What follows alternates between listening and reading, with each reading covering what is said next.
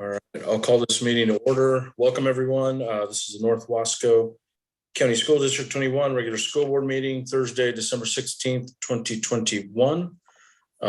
Would you all please stand and join me in reciting, please? I pledge allegiance to the flag of the United States of America and to the republic for which it stands, one nation, under God, indivisible, with liberty and justice for all.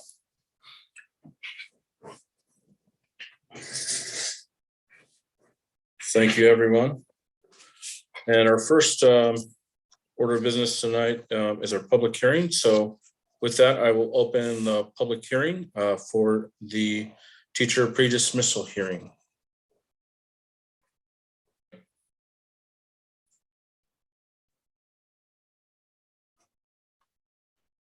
And I'll wait for Mr. Dorzab to join the room.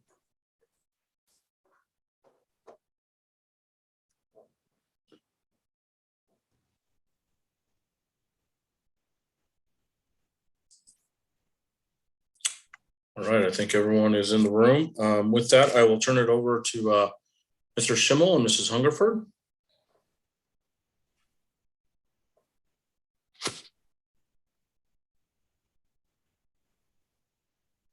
And Nancy Hungerford, our attorney, will go ahead for the board and review the process to this point. Thank you, Nancy. Thank you. Members of the board, you have before you a recommendation for a dismissal of a teacher, and the superintendent's letter contains the reasons for that recommendation. Your job tonight is to listen to information that's presented in this pre-termination hearing, and then you will be called upon to vote on that recommendation. By way of background, as you know, the school district, along with other school districts in the state, was required, and this rule was developed by the Oregon Health Authority, promulgated in late August, and it required that by October 18th, all teachers in schools would either have to be fully vaccinated, or they would have to have an exception, which could be a religious exception or a physical exception. However, even with an exception, all teachers had to be willing to comply with those requirements that would allow them to be safe in school and to keep students safe. That included masking, that included distancing. It included a number of requirements that I think Mr. Schimmel can share with you. In this particular case, these requirements are ones that were set by the Oregon Health Authority. They are currently in force. The masking requirement in schools was promulgated earlier, but is in force through 1/28/22, so January 28th, 22. And this is the force of law.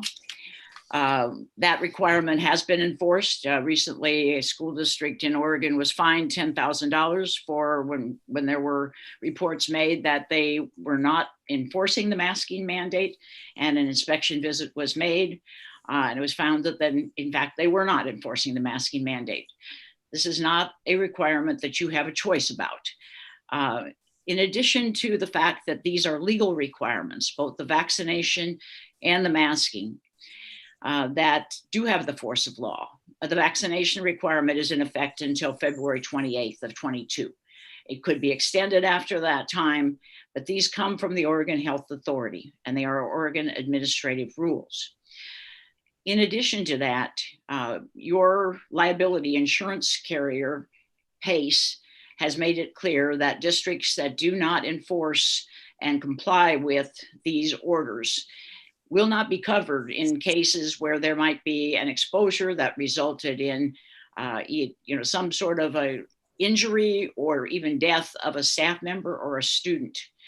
So what the board is looking at here is the possibility that if you were not to enforce this mandate in the case of this teacher, that if there were such a circumstance, the school district would be without liability coverage, and that would, potentially leave you open to claims that would total hundreds of thousands of dollars. In addition to that, you have a responsibility as those authorities who direct the school district to maintain that it is in compliance with the law. Your district would not be standard if it were not in compliance with law. So there are these requirements, and while I know that many school board members in the state that I represent have said that individually they might not agree with these, when you sit here tonight as the governing body of a school district, you are in a position where you have to comply with the law. And I think from there, I'll let Brian fill in with the specifics about this particular case. Thank you. I'm going to start with just the rest of the agenda for the hearing. So I will read the recommendation for dismissal letter that has all the information that needs to be heard tonight. And then Mr. Dorzab will have 10 minutes to respond. Mr. Dorzab's also joined by Alan Moore, who is the consultant with Mount Hood Uniserv 418. And he's representing Mr. Dorzab. And then after Mr. Dorzab has a chance to respond, the superintendent or HR director may also respond. And in the end, the board has time for questions of the teacher, the superintendent, myself, or Ms. Hungerford. So with that, I'm going to go ahead and begin with the letter dated November 15th, 2021. It was sent to Mr. Dorzab via certified mail from Dr. Bernal. And in it, it reads, RE notice of recommendation for dismissal. Mr. Dorzab, this letter is to notify you that I'll be recommending to the North Wasco County School District Board of Directors that you be dismissed from your employment with the district.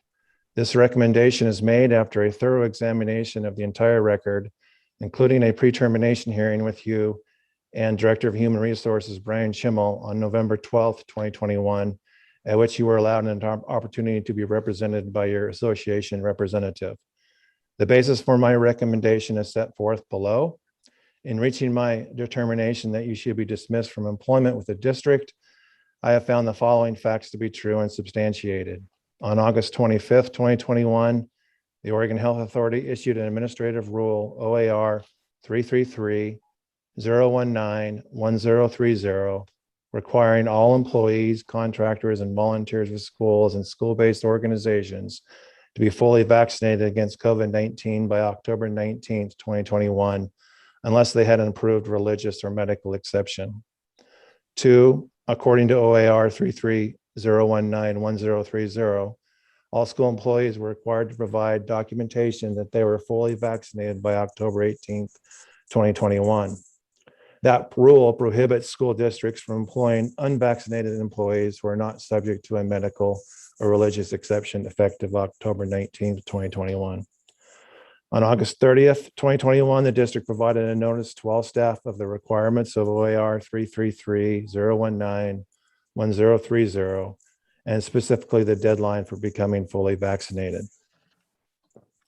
One area I'd like to add to that Mr. Dorzab sent me an email on September 1st with several questions to HR, and then HR, Brian Schimmel, responded on September 2nd, 2021 in an email.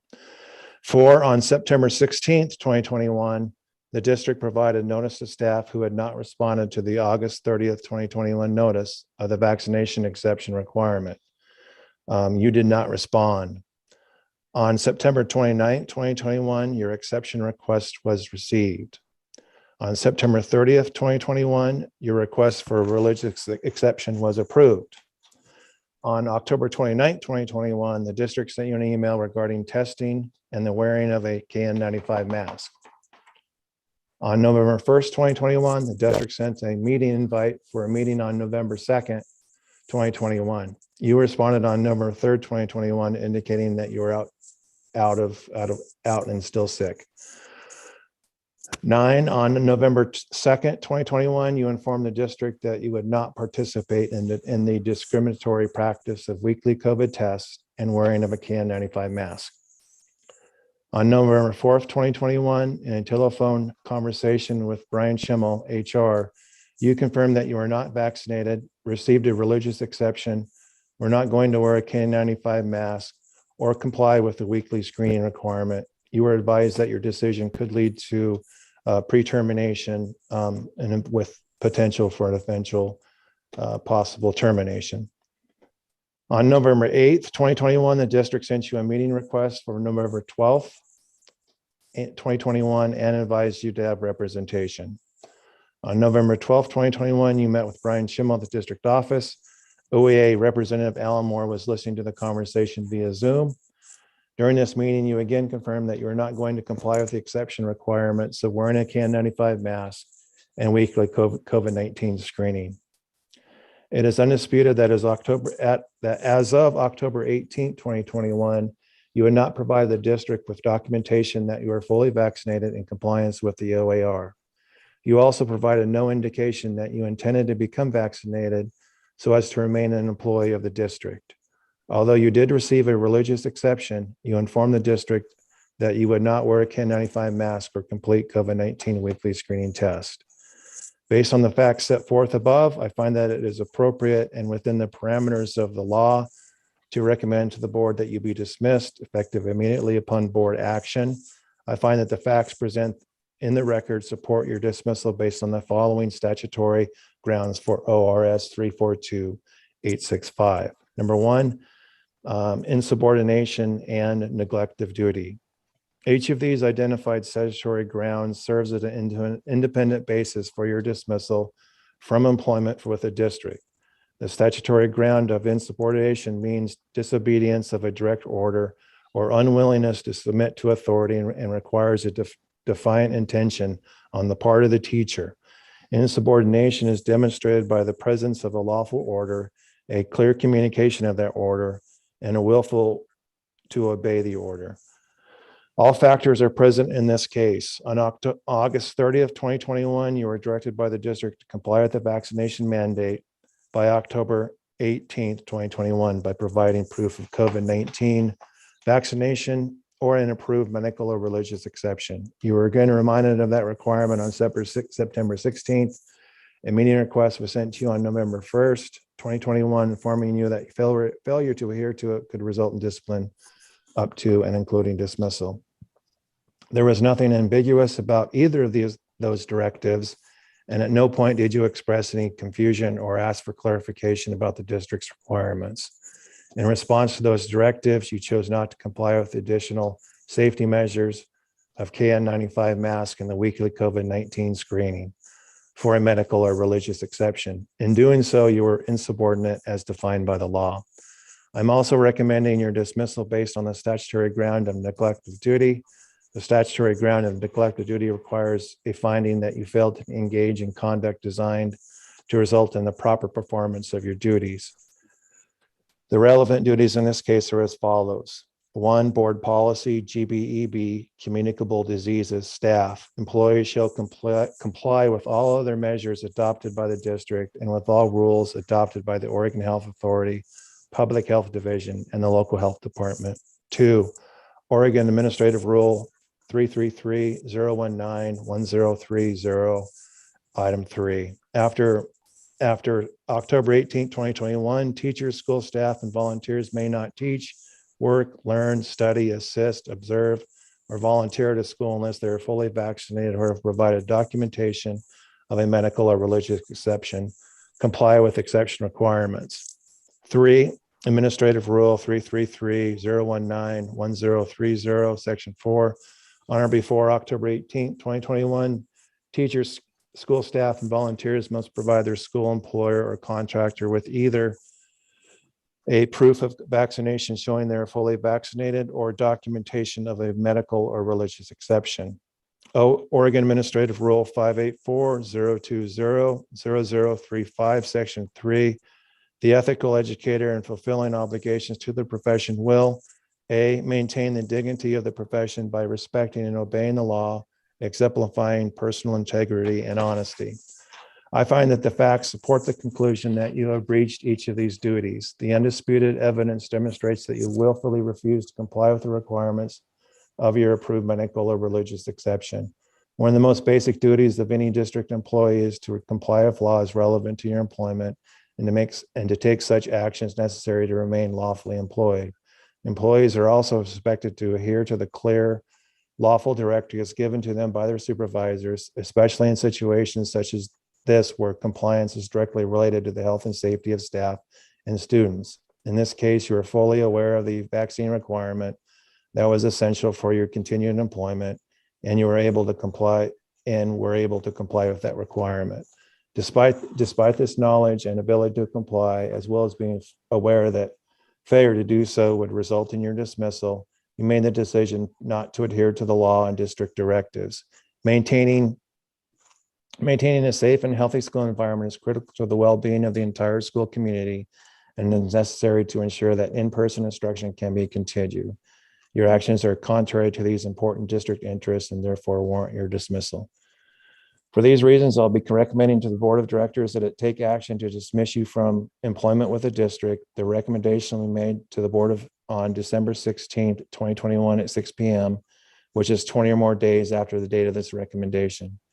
A pre-dismissal hearing regarding the recommendation for your dismissal has been scheduled. It was scheduled in executive session, but since then it was requested to be in public session. But Thursday, December 16th, 2021. Sincerely, signed, Dr. Carolyn Bernal, Superintendent. With that, the next item on the agenda is Eric Dorzab has a chance to respond as well.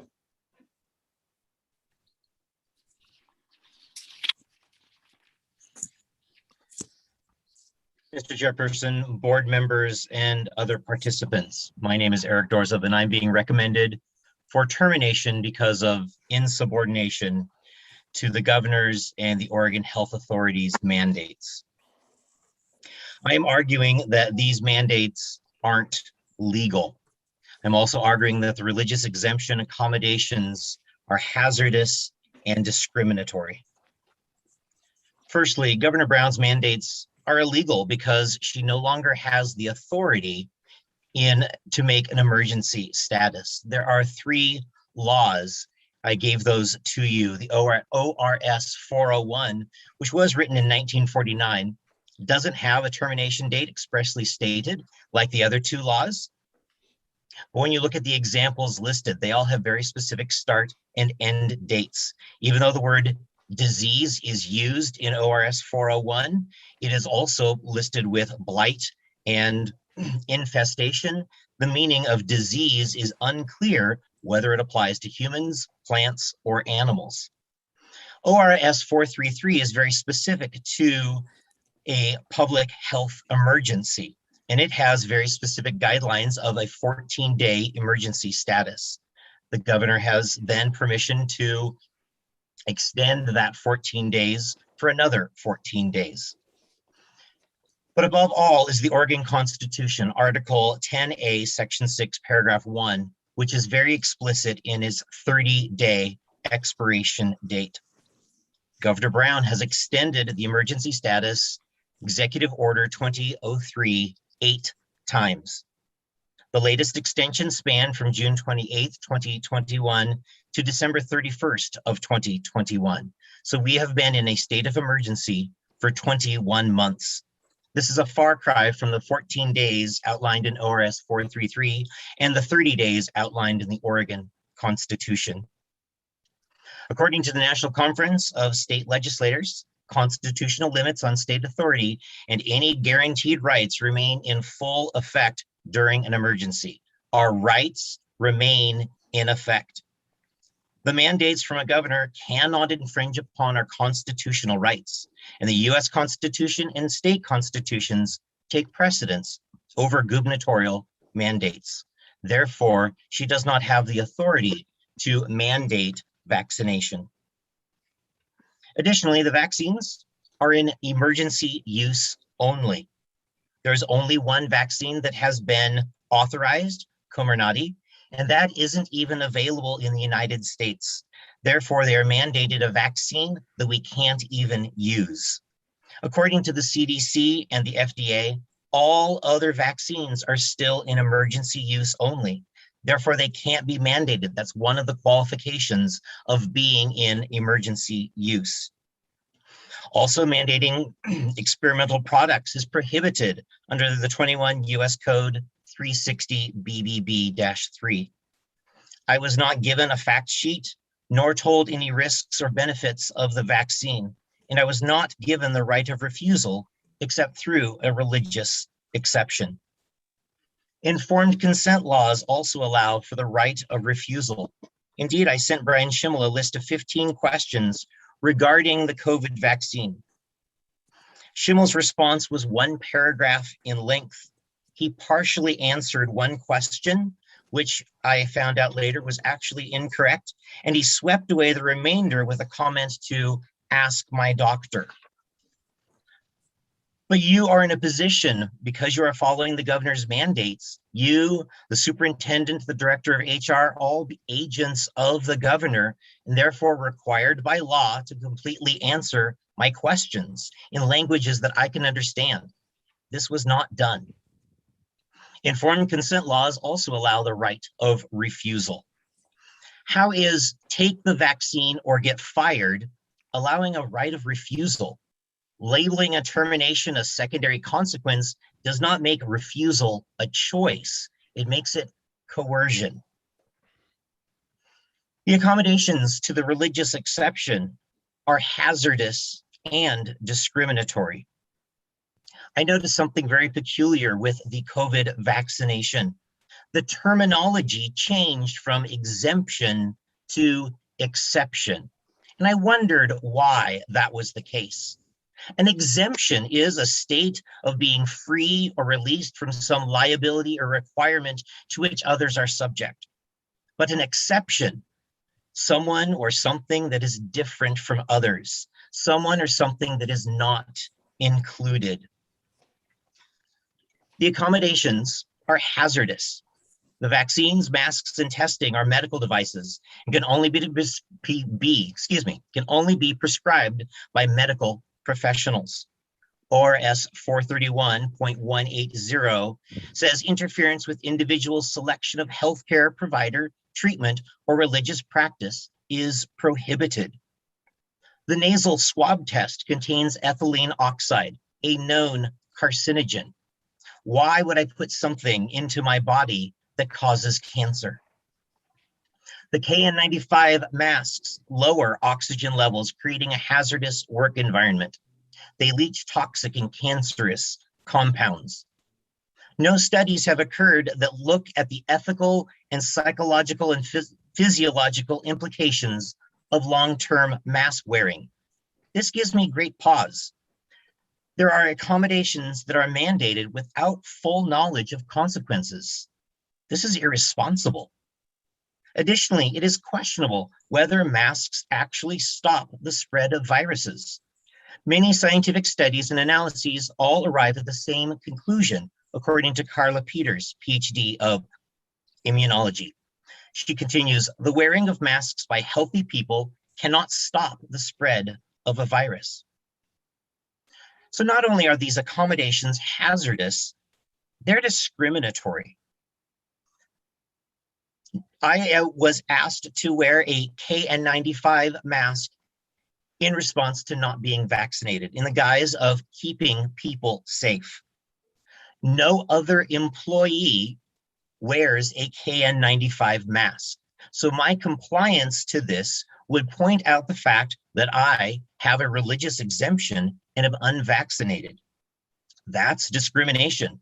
In fact, at the end of Brian Schimmel's emails, and also found on the district website, I read, North Wasco County School District prohibits discrimination and harassment on any basis protected by law, including but not limited to an individual's perceived or actual race, color, religion, sex, sexual orientation, national or ethnic origin, marital status, age, mental or physical disability, pregnancy, familial status, economic status, and veteran status.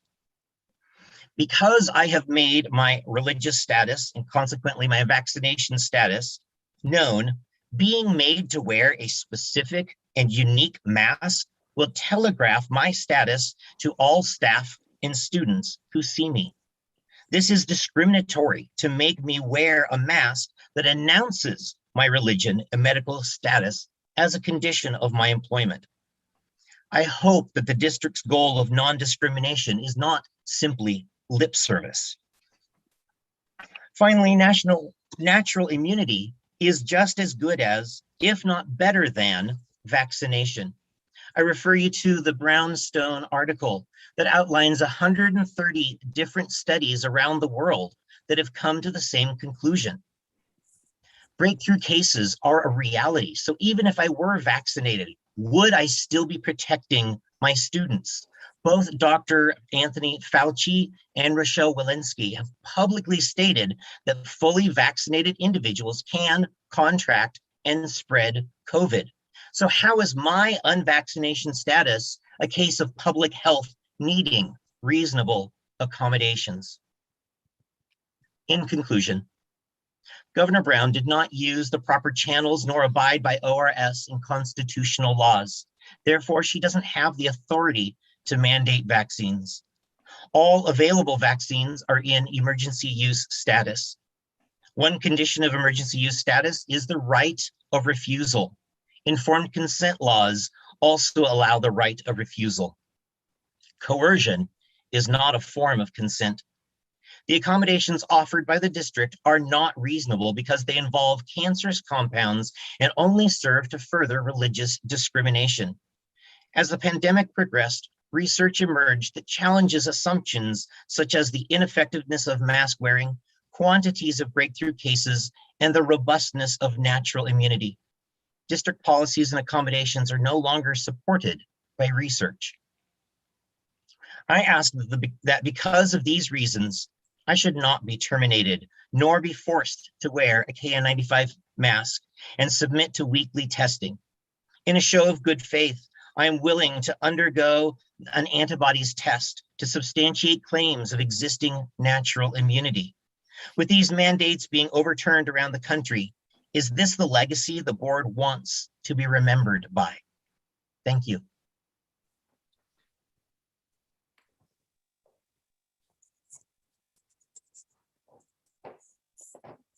At this time, are there any questions from the board? I'll quickly just make a comment of board members. If you are going to ask a question, just use the raise hand feature and I will then identify you to kind of ask your question or comment, just to kind of keep an order to the process.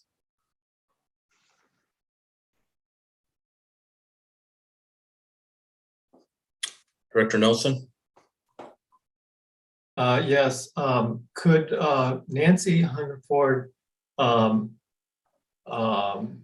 state her opinion about the charges that Eric Dorzab is making? Yes, I can certainly do that. First of all, the requirement is not based upon Governor Brown's actions. These are the actions of your Oregon Health Authority. They are an administrative agency empowered by the legislature to protect the health of the citizens of the state. They have the ability to adopt rules, which they have done so, and I've referred to those. Those rules can be adopted on a temporary basis, and these rules have a particular period of time that they're effective for. I gave you those dates. They are in effect, and they were in effect this fall. Now, all of the conversation about the vaccination, I think you could disregard, because vaccination is not required of those people who have a religious exemption. So let's turn to the objections to the criteria that are being required for appropriate accommodation if you have a religious exemption. And he has been granted a religious exemption. Those requirements in turn are set by the Oregon Health Authority in terms of identifying what will constitute safe environment. We have also had direction from the Oregon Department of Education and the Deputy Superintendent of Education identifying the weekly testing and the KN95 mask as being required in order to protect the safety of students. The board is not required to make these kinds of medical judgments or policy judgments. What I'm indicating to you is that you operate under the rules that the Oregon Health Authority has established. And while Mr. Zorzab may have an opportunity to contest those with the Oregon Health Authority, you, as long as those rules exist in their current form, you have an obligation to follow them. I think we could go on in some detail about his specific statements, but I would say to you that the Oregon Health Authority consults with medical professionals before they make these rules. So the opinion of one individual who does not like the requirements doesn't necessarily affect your judgment here. Those conversations have to happen at the level of the Oregon Health Authority. And they have. I think the Health Authority has considered many of those same objections. Nevertheless, those rules are in effect. They do govern you. And as a board, you are not at liberty to just make your own judgment about whether those rules compel the kind of safety measures that are being asked for here. And so I would say that Mr. Zorzab should take his objections to the appropriate authority, which is the Oregon Health Authority. But until they change or sunset their particular rules, you have to operate your school in accordance with those. Thank you very much. All right, thank you, Director Nelson. Director Richardson? Thank you, Chair Aparicio. We hold our teachers to a really high professional standard, including a duty to protect our children. Conditions of labor here being screening and mask wearing may be inconvenient, but they're not an infringement on someone's civil rights. So Mr. Dorsett, can you explain to me why your preference or discomfort should take priority over the safety of our kids or your fellow teachers? And I'll remind you, I'm first a mom, put in this unenviable position by other moms and dads. Thank you.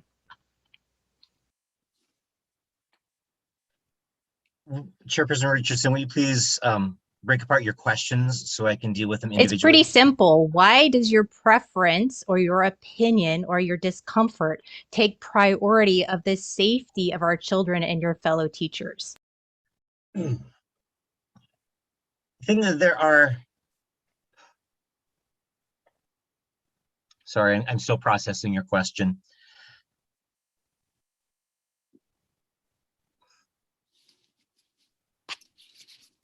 It isn't a matter of my inconvenience taking priority over someone else's safety. I call into question whether these measures are effective, but also the measures themselves are being discriminatory towards me. There was no negotiation, for lack of a better word, regarding other accommodations. It was a one size fits all, and it doesn't fit.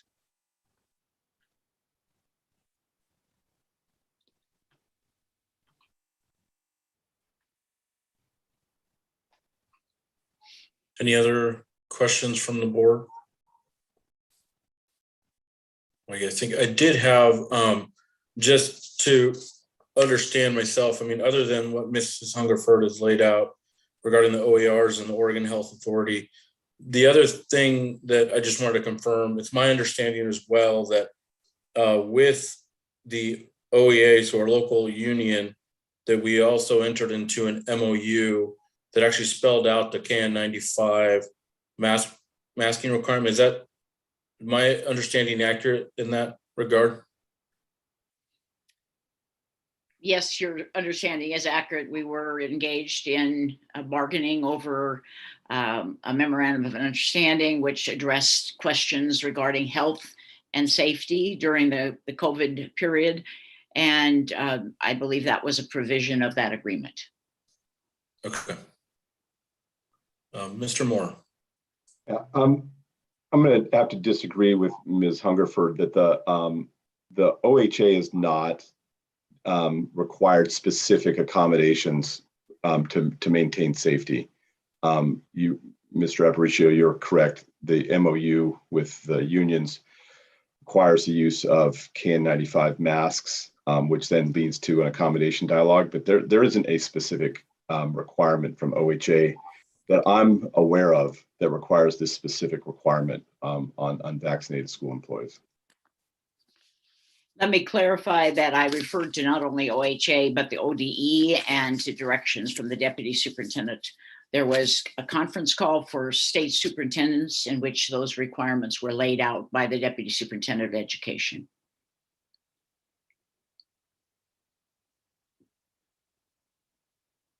Thank you, Ms. Hungerford. Any other questions from the board, comments?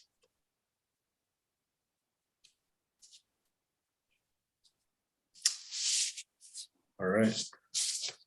Hearing or seeing none, then I will close this public hearing on the teacher pre-dismissal hearing. Thank you, everyone.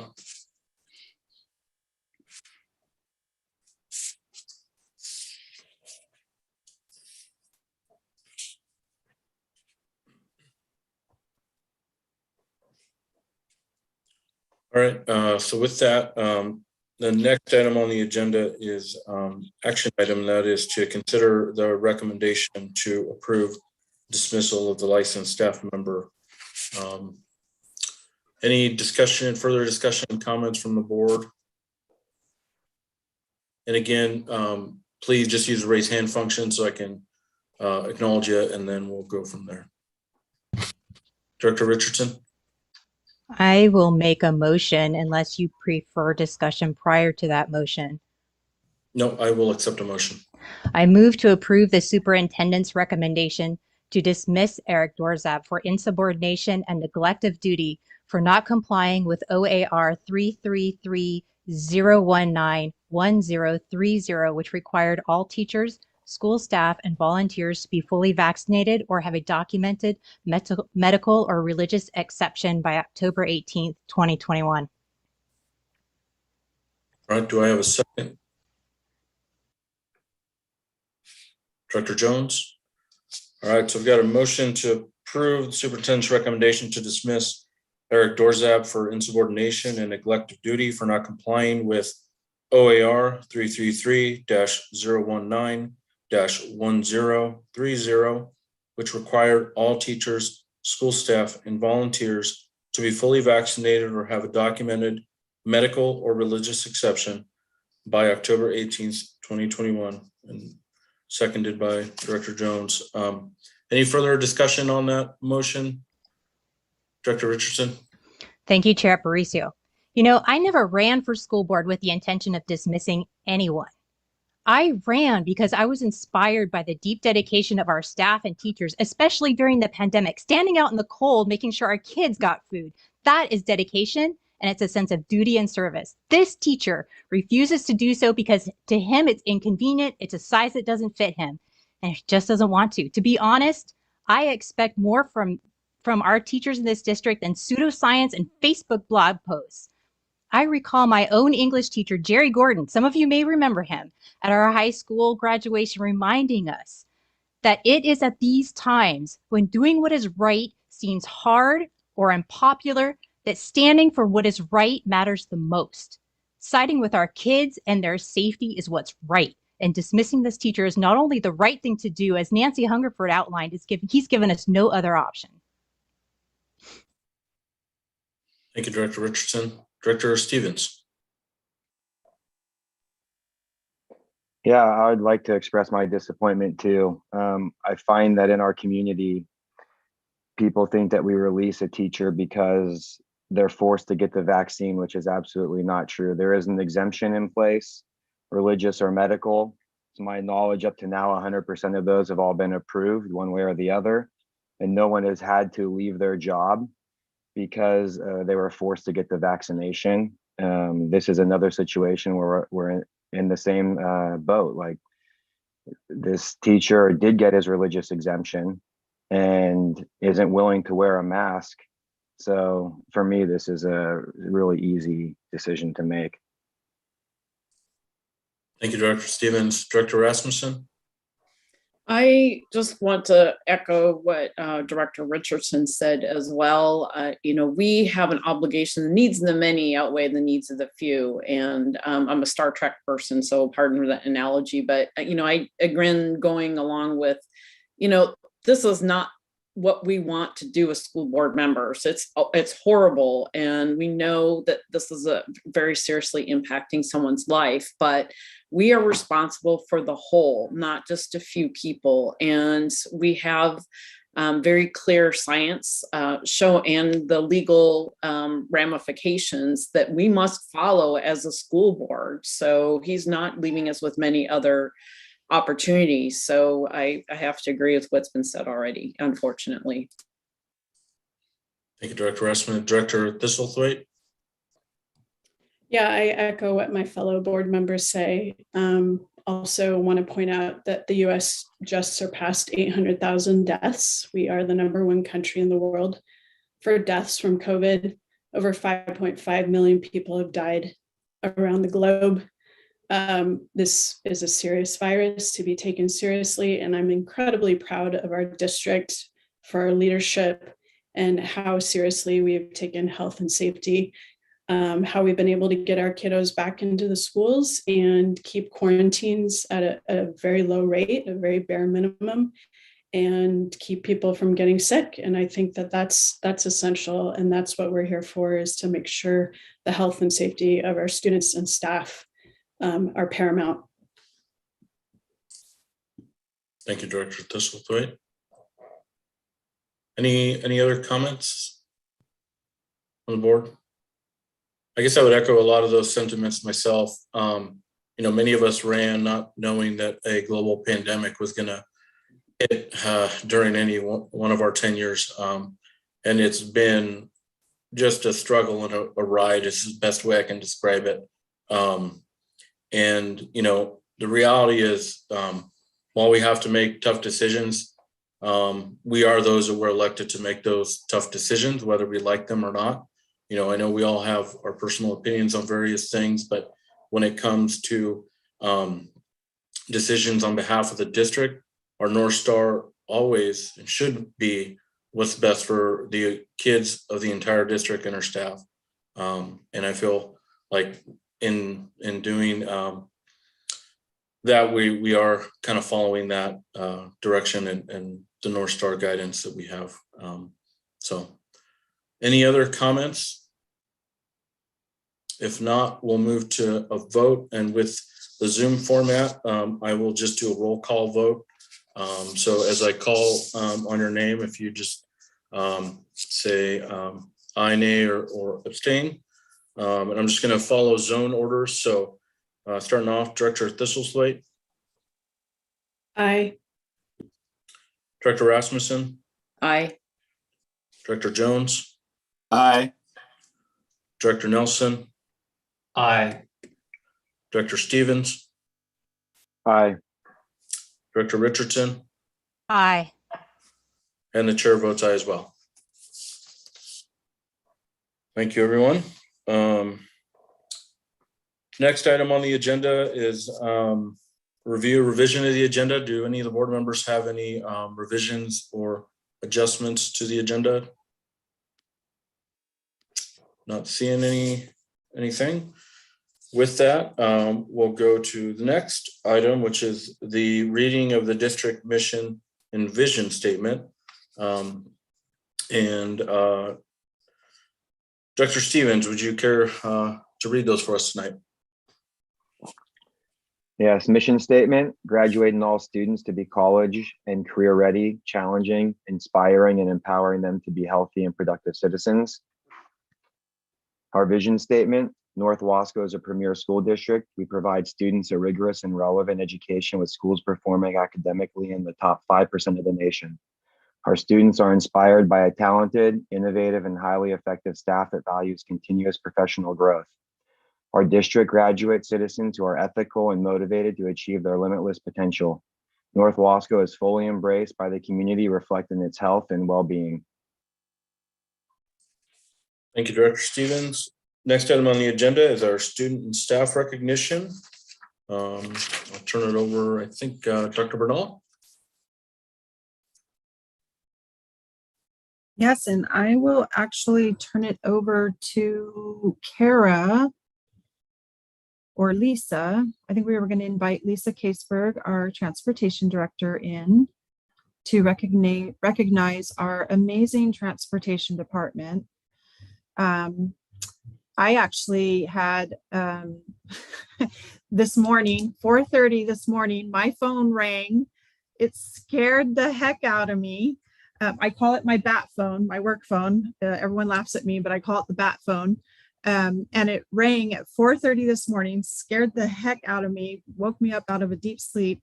But it was Lisa calling me, and she's amazing. But she was calling me to let me know. She said she wanted to let me know that they had already been awake. They had driven up 7 Mile because there was a ton of snow up there.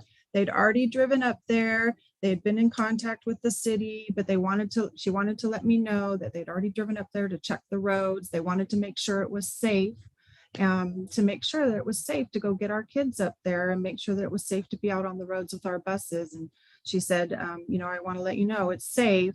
And I wanted to talk to you first though, and see how you're feeling. And I was like, well, it's my first snowfall here in the Dalles. But I told her, I said, Lisa, you've been doing this a long time and I really trust you and I really trust our drivers. And, let's get out on the road and get our kids to school. But these are the faces of our drivers that are out there on the road every day, taking our kids to school. And they're amazing, and they're amazing people. I've already ridden a bus once with Miss Cindy Ross, and she's amazing. She took me out up Mount Hood Road, Mill Creek. And actually I'm getting on the bus tomorrow, and I think I'm doing the 7 Mile route tomorrow. So I'm really excited for that, to get to see that. But if Lisa's on, hopefully she is, I'll let her talk a little bit about our amazing transportation team. And let me just add that before Lisa starts talking, because she's going to have all the fabulous information, that Lisa is just monumental in the transportation department, and she does a fabulous job, and she's been able to maneuver any changes that we needed and figure things out, and in some instances, find additional ways to keep staff busy when we were in hybrid. And so I really appreciate all of Lisa's work, and also to appreciate the staff. Grinders Coffee has generously donated coffee cards, which we'll give to the staff tomorrow. So thank you to Grinders, and thank you, Lisa. I turn it over to you. Thank you very much. Am I on? Yeah, we can hear you, Lisa. We can hear you. Okay. I couldn't see myself on there. I wanted to recognize my staff. First of all, you start your board meeting out every month with your mission statement. We also have a mission statement. Mission statement for the transportation department. Your North Wasco County Transportation Department is to provide quality support to staff and students with safe, timely transportation services and effective, equitable customer service while meeting all district, state, and federal regulations. It is my privilege to put all of these faces in front of you. They are remarkable, 24 remarkable people that we have on our transportation team. We as a team, boy, I'll tell you, since I took this job, you board members made the comment that when you were voted in, nobody could have ever thought we'd be going through a pandemic and have to deal with everything. We are right there with you. My motto in my office is think outside the box and adapt to any change quickly, because it changes hourly and daily. So we have had to do a lot of thinking outside of the box and make a lot of changes to support staff and students. On the screen, I'll go ahead and just introduce Miss Audrey Stevens. Miss Audrey Stevens is our lead driver. She and driver trainer, behind the wheel trainer. Miss Audrey has been with the district for 33 years, going on 34 years. She is remarkable. She is my right-hand person, go-to person. I learn something new from her every single day, and she is just a remarkable person. Mrs. Marcia Emig is the next person up. She is a route driver. She has been with the district for 26 years, and she drives out of Dry Hollow Elementary School and middle school and high school, but she is a route driver. Mrs. Cindy Gardepy. Cindy has been with the district for 24 years. She is a special needs driver. She is great with those students. Mrs. Kathy Park. Anybody who does sports knows Mrs. Kathy Park. She is our trip driver extraordinaire. She is great. She does everything. We all love Kathy. Kathy's been with the district for 24 years also. Miss Brenda Moore has been with the district for 21 years, and she is a daily home to school route driver. She also does trips. Eric Piles has been with the district as a substitute, and I'm not sure before I came if Eric was ever a daily route to school driver, but Eric substitutes for us right now, and he is great. He's always a fresh face in the morning. He's been with the district actually on board for 17 years. Brian Dean is a special needs driver, special needs aide. Brian has been with the district for 17 years also. Brian has been great with helping me route special needs routes. That is something different than I'd ever done before. It takes a special eye to do that. Mr. Stephen Ott, he drives for Mosier School District and D21. Steve has been with us for 15 years. Mr. Michael Winder. Mike actually retired when I first took this job. Mike actually retired, and we talked him to coming back, and he is now back with us driving a full-time route. So we appreciate that. Seth Gray is our district mechanic, not only for the busing department, but for the whole district. Seth has been with us for 9 years. Miss Claire Cummings, secretary in my office. Doug and I in facilities share Claire. She works for both of us. She probably knows more than Doug and I put together. She knows all the ins and outs. She is great, and we depend on her a lot. Chris Campert is a special needs driver. Chris has always got a smile on her face. She is just really an upbeat person and just fun to be around. Mrs. Sandy Peterson was a full-time driver for us. She recently took another position, but she stayed on as a sub. She's been with us for almost 7 years. Mrs. Rebecca George. Becca is a driver with 2 small children at home. She drives home to school daily routes for us, and she's just a happy person to be around. We just love having Becca here. She has been with the district for 6 years. Mr. Timothy Willett has been with the district for almost 6 years. Tim drives trips. He's on a trip rotation, and he also drives a home to school route. Eldon Billups, he would be our class clown in our office, I would have to say. He is fun to be around all the time. He drives for Mosier and he drives for D21. Eldon has been with us for 5 years. Mrs. Virginia Dulaney. Virginia is a special needs aide, and she is just a beautiful person. She's just very fun to be around, and she does great on the special needs bus. Mr. Dave Long. Dave is a retired driver for Franz, and we got him to come to work for us here at D21. We love him. He's just great with the kids. He has fun. He has been with us for almost 4 years. Myself, I've been in transportation for about 22 years. I've only been with the district for about 4 years, actually, but I've worked in 2 other surrounding districts before this. So yeah, Cindy Ross, we love Cindy Ross. She's the one that took Dr. Bernal on the ride up Mill Creek. Cindy is great with her kids. She's a home to school route daily driver. Cindy has been with us for a little over 3 years. Jose has been with the district for about almost 3 years. Jose helps us out and works with us on a daily home to school route besides running his own business in town here. So we are way appreciative of Jose. He is great to be around. Mrs. Leanne Lewis, she is a sped aid substitute for me. She is on the other end of the line anytime I call her. I really love to have Leanne come in here. She's willing to jump on any bus we need her on. So thank you, Leanne. Jeff Smith. Jeff is actually my brother-in-law. Jeff, I retired from the wind turbines and I talked him into coming to work in here.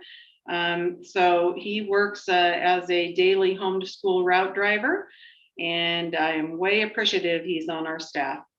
Mrs. Leanne Brown. Leanne is a local gal here that her husband works for the fire department, and Leanne is always happy, very upbeat, always has a story to tell you.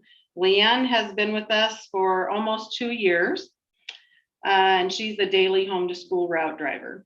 Miss Jill. Jill is our newest staff member. Jill came to us from Tillamook County. Jill is also a distant relative of mine by marriage, and we are very happy Jill is here. She is on the trip rotation and she's a home to school route driver also. But way appreciative of every single one of these people. They have done everything from driving school bus to delivering food and lunch boxes daily. During COVID time, we supported custodial departments.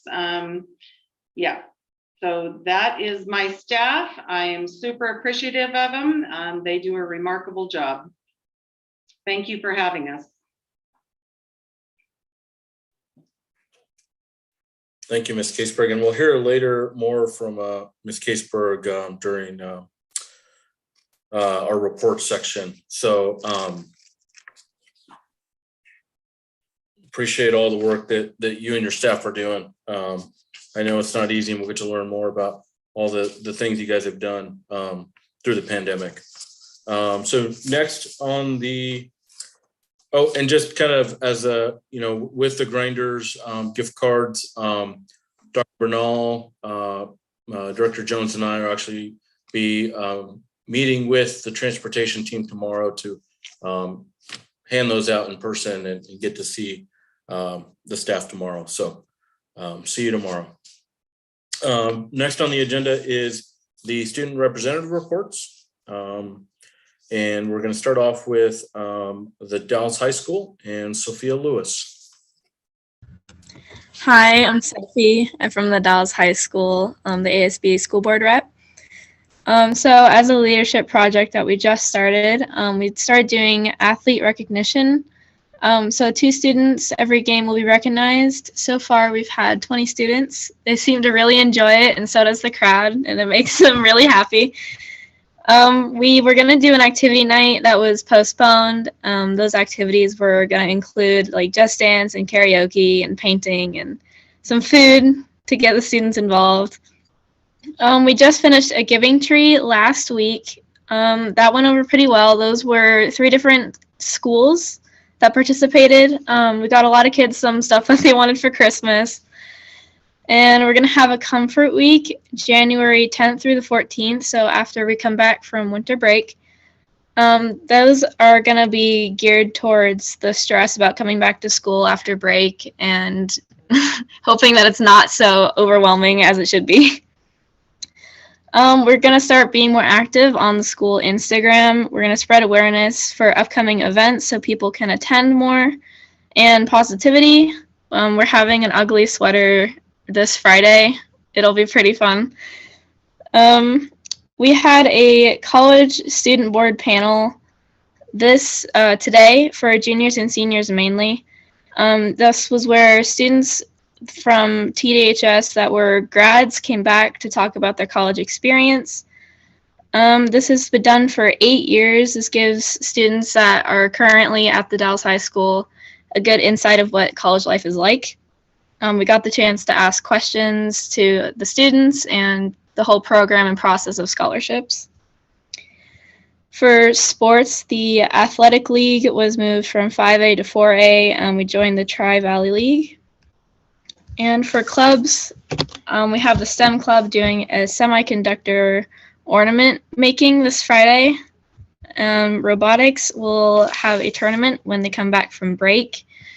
Two teams qualify for the U.S. State Open. Key Club is working on setting up a blood drive in February. The NHS is putting together a coat and food drive in January. Culinary is meeting every other week. They're making food from around the world theme. And Juntos is having guest speakers in January, and they're raising money for cultural skulls. So right now it's pretty busy. Hopefully from break everyone won't be so overwhelmed and we'll be able to have all of these fun events happen. And that's it. Thank you. That's awesome. Thank you, Sophie. And I did get to witness the awards being handed out at last Friday's basketball game, and that was really cool. So that's an awesome idea that you guys are doing for your fellow peers that are playing various sports. And then the other thing I noticed is that in the pit there at Kurtz, there was a pretty large gathering of students in terms of being there supporting their team, which was very cool to see, all standing on the rail. Very intimidating, I would imagine, if you're on the away team, to come into that cool environment where the students are cheering for peers. So very cool. Yeah, it's a lot of fun. Everyone seems to like it, and we try to set themes that people can support. Yeah. Any other comments or questions for Sophie? No. All right. Oops. Next is Dallas Middle School and Riley Elliott. Hi, can everybody hear me okay? Good. Okay. So, hello, my name is Riley Elliott, and I am the Dallas Middle School's ASB Secretary. I am excited to tell you all about what our school is up to. Last Friday, we had our first virtual assembly. Awards were given to students who had no tardies and referrals. Also, an award for honors and highest honors. Finally, the Wildcat Award. The Wildcat Award was given to responsible students that got chosen by their teachers. Our boys basketball teams had a game last night. To finish off the season, the 7th and 8th graders played against each other. Everyone had a blast, and it was a great way to end the season. Girls basketball and wrestling signups are open, and everyone is super excited. Last week, ASB was selling candy cane grams. We went door to door selling candy canes. A student would buy one, fill out a slip with the person's name, pride class, and a message. Tons of students and staff will receive candy canes. Some we delivered today, others will be delivered Friday. In addition to our holiday fun, a door decorating contest, teachers in their pride classes brainstorm ideas for our Winter Wonderland theme. Today, the doors were judged and we have winners from all 3 grades. Our winners from the canned food drive that collected the most cans are having their hot chocolate party Friday. On behalf of the student body, thank you for your time. Thank you, Riley. Any comments or questions for Riley? All right. Thank you. Next is Chenoweth Elementary School, and I think that's a video from Cesar Alvarez and Hannah Pewitt.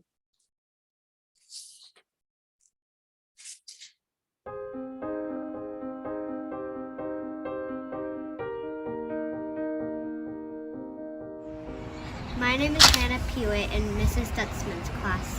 Buenas tardes. Mi nombre es César Álvarez de la clase Miss Stutzman. Thank you for giving us the opportunity to share what's going on at Chenoweth Elementary this month. Gracias por darnos la oportunidad de compartir lo que está sucediendo en la escuela de Chenoweth este mes. Before Thanksgiving break, all students in kindergarten through second grade were able to pick out a few books to bring home and keep. Thanks to the public library for their generously donating discarded books. Ante las vacaciones de Acción de Gracias, todos los estudiantes de kinder y segundo grado pudieron elegir algunos libros para llevar a casa y guardarlos. Gracias a la biblioteca pública por donar generosamente sus libros desechados como este. Fourth grade student council led a fun school-wide winter coloring contest. El consejo estudiantil del cuarto grado mandó un divertido concurso de colorear de invierno en toda la escuela. Fifth grade student council is planning a holiday party for each grade level tomorrow. Activities will include decorating cookies, making crafts, and coloring. El consejo estudiantil de quinto grado está planeando una fiesta navideña. Students in Mrs. Parker's music class recorded their winter concert. Stay tuned for the concert video. Los estudiantes de la clase de música de la Sarah Miss Parker grabaron su concierto de invierno. We also completed a gratitude project where students, families, and staff took pictures and videos of what they are grateful for. También completamos un proyecto de gratitud en que los estudiantes, las familias y personal tomaron fotografías y videos de que están agradecidos. Here is a sample of the longer video. Aquí hay una muestra del video más largo.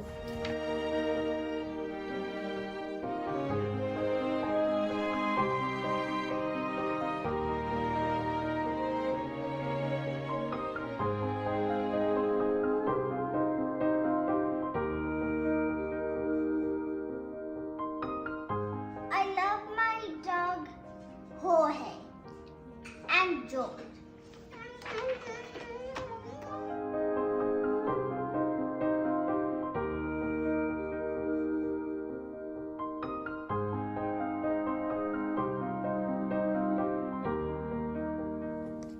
This month's theme is patience. Nuestro tema del mes es la paciencia. Hey, can I use that stress ball? Be patient, please. Okay. Let me play for a little more. It's your turn. Thank you. Thank you for your time. That's all this month from Chenoweth. Have a great holiday break. Todo este mes de Chenoweth, que tengas unas buenas vacaciones. Adiós. Adiós. Goodbye. Bye.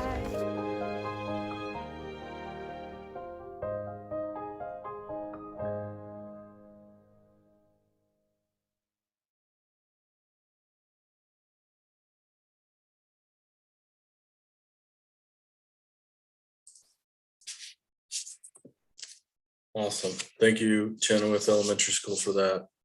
Those videos are always a delight to watch during our meetings. Next, we have Tri Hollow Elementary School and Chen Lu. Happy holidays and season's greetings from the students and staff at Dry Hollow.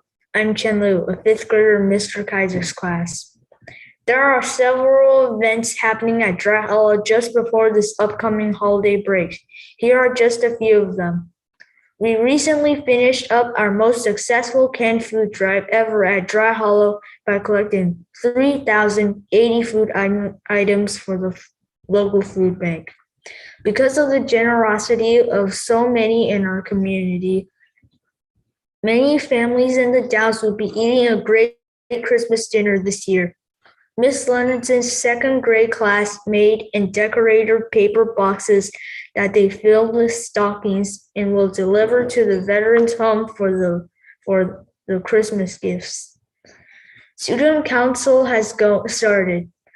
Mrs. Hollister and Mrs. Cyphers are getting it going. We'll let you know what they are planning on doing this year next time we come to the board meeting.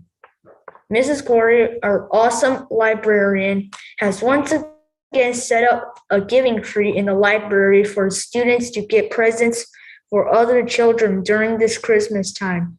All of the tags have now been taken, and Mrs. Corey is just waiting for all the gifts to be returned. Several classes are planning special activities for the last week before school gets out for vacation. This is because this is something everyone has missed in the past year because of the pandemic. This last Wednesday, December 15th, was Holiday Sweater Day. We saw many different types of holiday sweaters as well as lots of others. The sea of kindness we have on our window at school is overflowing with fish. Each fish represents an act of kindness a student has done. By looking at the window, you can tell that Dry Hollow has many students doing lots of acts of kindness. Bulletin boards, classrooms, and the library displays at Dry Hollow are all decorated, welcoming the holiday season and the new year. Stop by and take a look.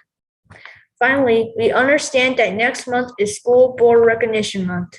The administration, staff, and students would like to take this time to thank you for all you do and wish you the best this holiday season and a very happy new year. We're ready for the year 2022.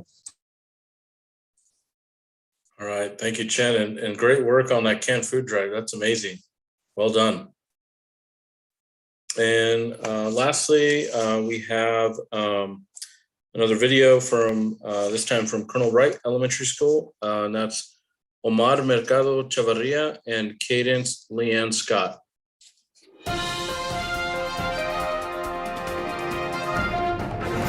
Our names are Omar and Cadence. We are here to talk about what is happening at Colonel Wright Elementary School. Nuestros nombres son Omar y Caden. Estamos aquí para hablar de lo que está pasando aquí en Colonel Wright. In November, always have a thankful heart was our focus. Students and staff put what they are thankful for on leaves and tape them to the board. You can see that we have a lot to be thankful for. En noviembre, nuestro objetivo fue tener siempre un corazón agradecido. Los estudiantes y el personal pusieron lo que estaban agradecidos en hojas y lo pegaron en el pizarrón. Pueden ver que tenemos mucho de que agradecer. This month, we are lighting our world with kindness. We are catching people being kind and sharing how they were kind or how to be kind on a light bulb that we have placed near the library. Este mes estamos iluminando nuestro mundo con amabilidad. Estamos capturando a personas que son amables y compartidos. Como fueron amables o como serlo en una lamparita de papel, colocamos cera de la biblioteca. Library operates a little different this year. Mrs. Schatz and Mrs. Waters bring wagons to our classrooms filled with books to check out. There are graphic novels, books in Spanish and English, books about trains, and so much more. La biblioteca funciona un poco diferente este año. La señora Schatz y la señora Waters traen carretas a nuestros salones llenas de libros para sacar. Hay nuevas novelas gráficas, libros en español y inglés, libros sobre trenes y mucho más. In PE, we have been working on jump rope skills, basketball, and swinging on a rope. It will be awesome to try that one out over a real creek in the summer. En educación física estamos trabajando en las habilidades de salto, de escalado, baloncesto y balanceo en una cuerda. Será increíble probar eso sobre un arroyo real en el verano. This week, Dr. Burnell, Miss Dossett, and Mr. Conklin will be judging how classes decorate their doors. There are some pretty creative doors. La próxima semana, el doctor Bernal, la señora Dossett, el señor Conklin jugarán como las clases directoras sus puertas. Hay puertas muy creativas. Mrs. Cyphers and Mrs. Schatz wrote a grant for first books. We are able to buy a lot of books for Colonel Wright and give them to students. The books are really nice. There are still more to give away. La señora Cyphers y la señora Schatz escribieron una beca para First Books. Pudimos comprar muchos libros para Colonel Wright y dárselos a los estudiantes. Los libros son muy bonitos. Todavía hay más para regalar. This week on the 15th will be an ELD family night. There will be pizza, games, book reading, and more. These are always fun times.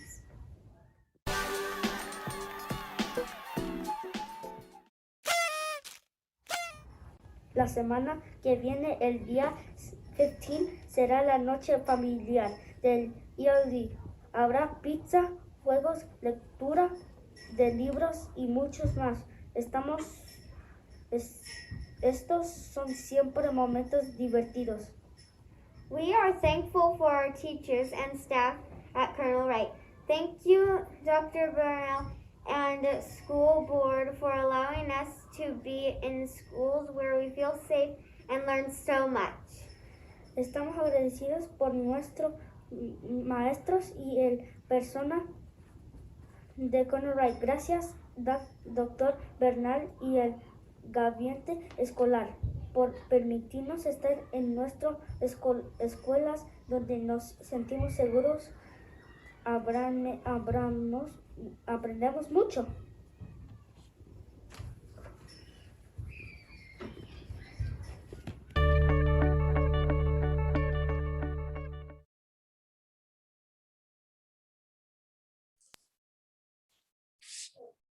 That's awesome. I love the newscasting. That was really cool and creative.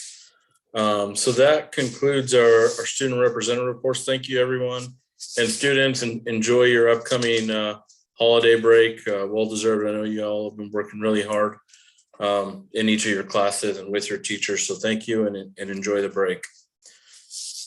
Next on the agenda is comments from the audience about non-agenda items. And for tonight, I believe we didn't receive any public comment. Is that correct, Cindy? Okay. Okay, with no public comment tonight, we'll go on to the next agenda item, which is our consent agenda. And today that consists of school board meeting minutes from November 18th, 2021, and also our board retreat on October 31st, 2021, and also a updated personnel report. Any discussion or comment from the board? If not, I'll entertain a motion.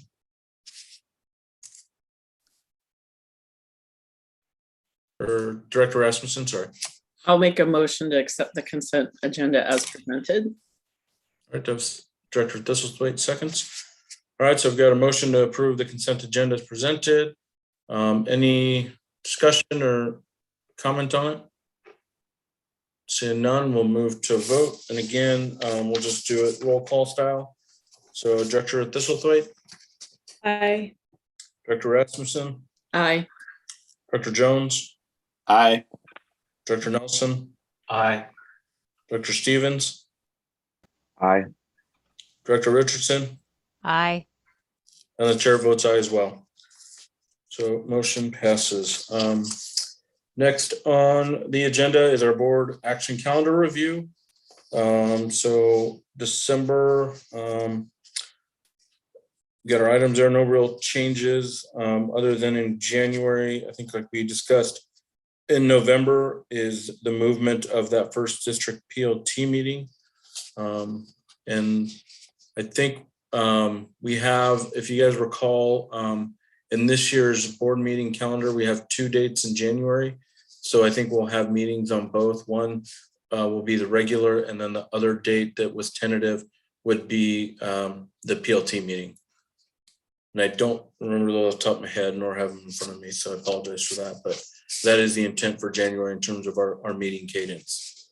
Any questions regarding just kind of the upcoming calendar? Oh, okay. All right, with that, we'll So move. Jose, it's January 12th. January 12th will be the district PLT, and January 20th will be the regular school board meeting. Thank you for that.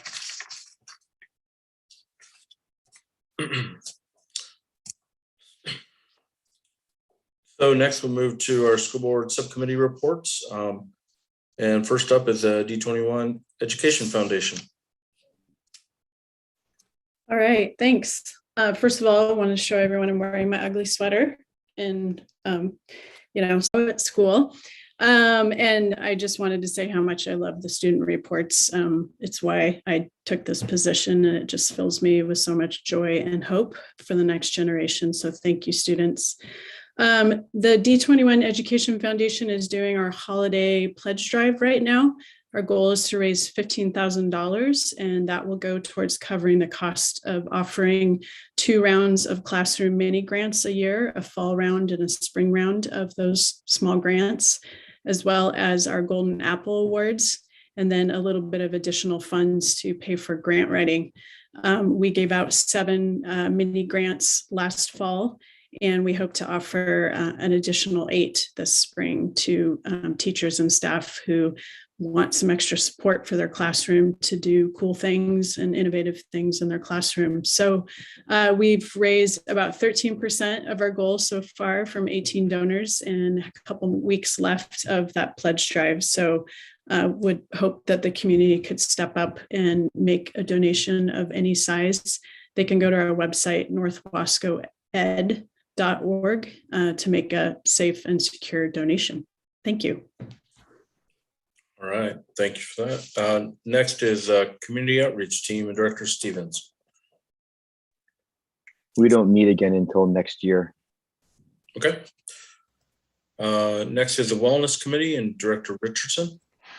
Chair Aparicio, I'm really excited to announce our first meeting since I've been on the board in January coming up. So that will be awesome. I also want to give a shout out to Cara Flath, who together with Dr. Bernal and the union representatives put together an OEA Choice Trust Employee Wellness Grant.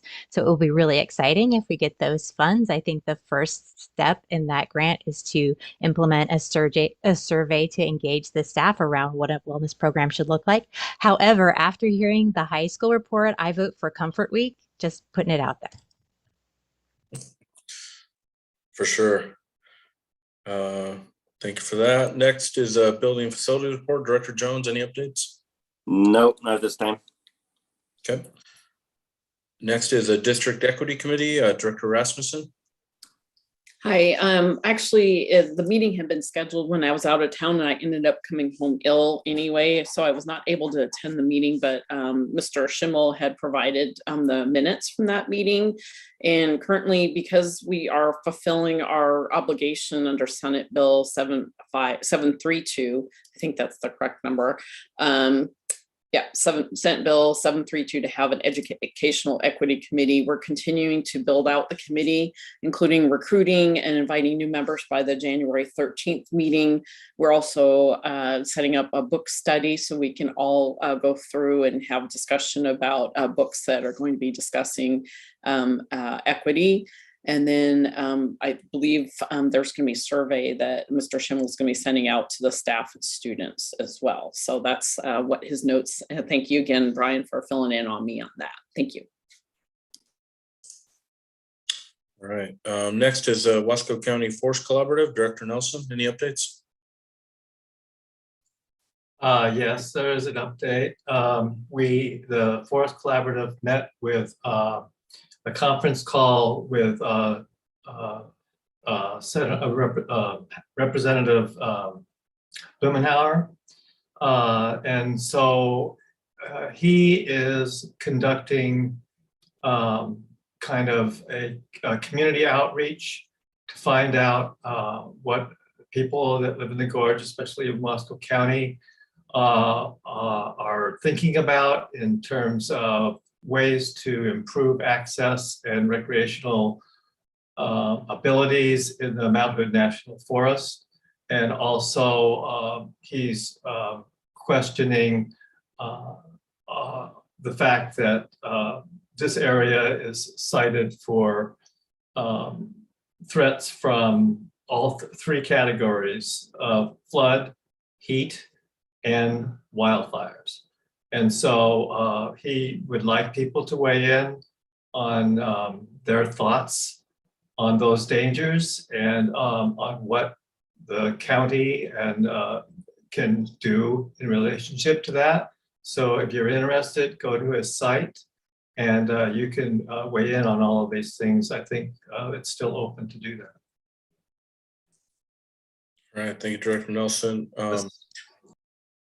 Next is the D21 Scholarship Committee. Director Stevens, I don't think you guys have met, correct? Correct. We'll meet again next year. Okay. Perfect. That concludes our subcommittee reports. So next is on to our new business, starting off with our reports. And the first report is a District Transportation Services report. So we'll welcome back Ms. Caseberg, our Director of Transportation.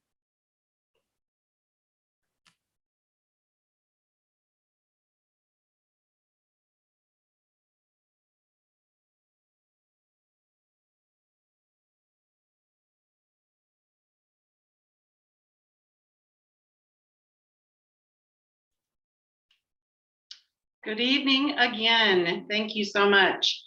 Wanted to thank you guys. Thank you for all your support. Thank you for inviting us. We have a lot of news. We do a lot of things in our department that sometimes are unseen. We work really hard, so I wanted to be able to share a lot of exciting news with you. First, I would like to give a shout out to, this is Dr. Bernal's, and she made reference to it. This is Dr. Bernal's first snow day. So when we first met Dr. Bernal, she didn't know what a snow day was. So she was enlightened very quickly what snow days were. It was comical to see her face when I said I would be calling her by 4:30 in the morning. So I want to give a shout out. I shared with the board that I experienced it this morning. Yes. Yes. I wanted to give a shout out to our facilities department. They are here out bright and early as I am, and they are doing for us in the facility or in the transportation department. They are out here in our yard. We've got drivers showing up at 5:30. I'm usually here on snow days. I was up at 3:30 today. So they are out here sanding down our facilities lot where the buses are and keeping our drivers safe in the lot. I also want to give a shout out because we had a snow day today, or experienced snow, I should say, not a snow day. Jeff McCall in the county road department. I was on the phone with Jeff at 4:25 right before I talked to Dr. Bernal, and talked to him twice before 6:30 this morning. David Mills and the city crew, they do an awesome job, and I'm so thankful for all of them. They answer the phone every time I call, so really appreciate that. Even Dan up at CGCC yesterday, we had buses because we transport 5 periods a day up there, and as you know, that can be a pretty slippery hill going up and down that hill. So he was gracious enough to get out there within about 15 minutes and sand that for us when we really started seeing some slick spots up there. So way appreciative of those people. They help us out a lot, and I really depend on them. So we can go to the next slide. Cindy, please. Thank you. So I just wanted to kind of give you the nuts and bolts of what is going on with what makes us run. We currently at North Wasco County School District, we own 23 buses. We own 4 district vans that we have in the transportation department. Those are our Honda Odyssey vans. We have 21 licensed school bus drivers on staff. We have 6 on staff that can serve as special needs aides on those buses. And we have 1 certified mechanic. And I didn't put our secretary on here, but she's on one of the later slides. But she works full-time for us. All these people wear multiple hats. You know, most of us have multiple duties that we can do. You know, I drive bus. I'm sitting at my desk here doing my work, but was on a bus this afternoon. So I love being on a bus. Doesn't bother me a bit. I can also do, you know, be a special needs aide on a bus. Every single one of our drivers has been trained as of this last in-service day with seizure protocols. So we are actually all licensed to be on a special needs bus. I thought that was an important training that we all needed to go through, that our nursing staff with our school district was so gracious to come and do the training for us. It was awesome. Next slide, please.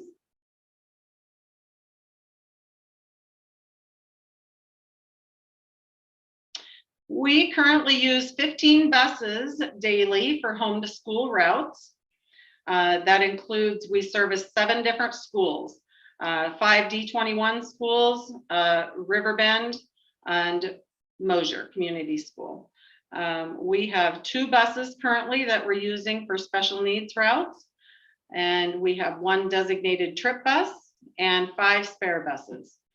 One of our spare buses, I'd like to point out, you probably, if you go to Bi-Mart, you have seen our spare bus that is out there with the banner. We are working hard to get some applicants in here. We are short, just like everybody else is.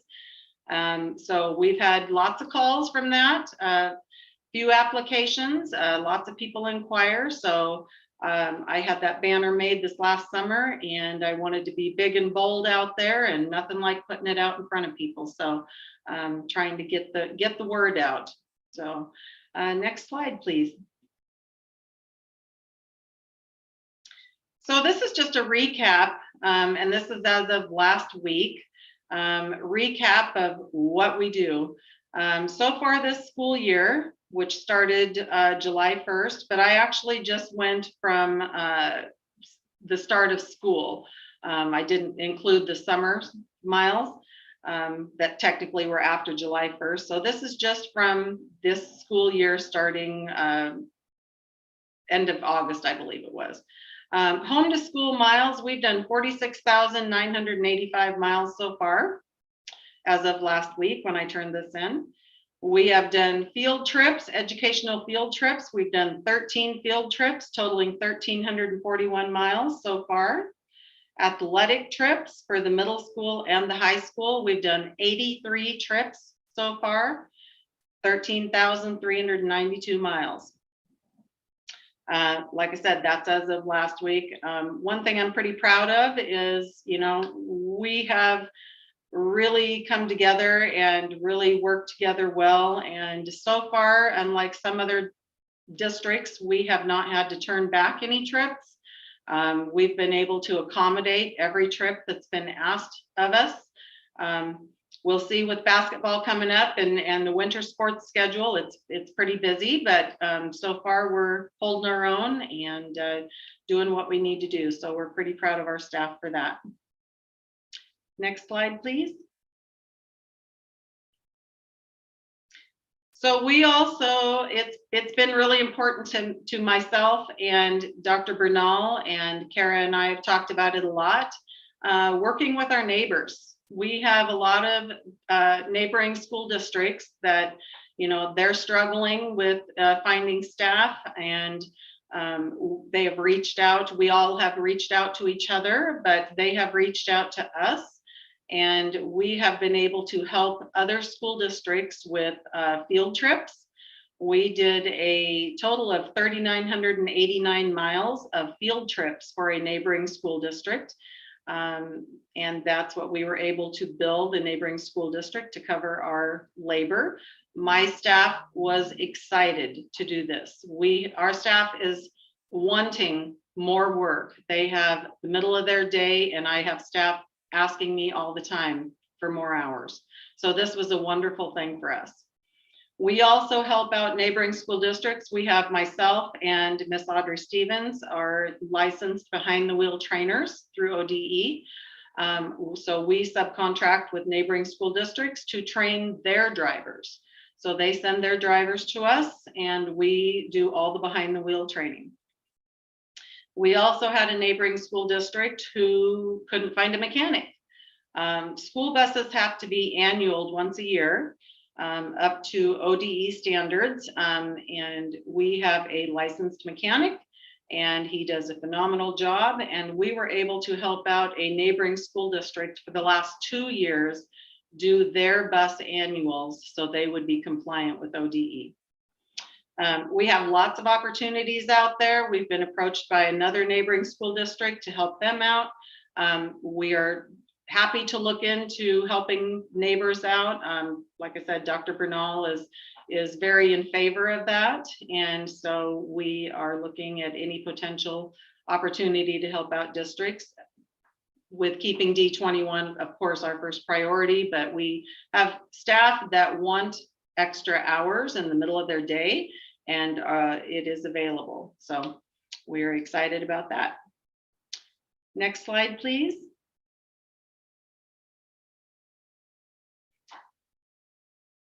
And again, this is just a picture of all the staff. We've kind of talked about that. I did split it out by their tenure. Next slide, please. Thank you. Again, talks about our staff at a glance, how many drivers we have, everybody in our department. Fun fact for our department, and I kind of alluded to this, one of our drivers has been employed with North Wasco for 33 years. That's phenomenal. And we are super proud of Miss Audrey. 4 of our drivers have been employed with North Wasco for 20 to 26 years. 4 of our staff have been employed with North Wasco for 10 to 17 years. 7 of our staff have been employed with North Wasco 5 to 9 years.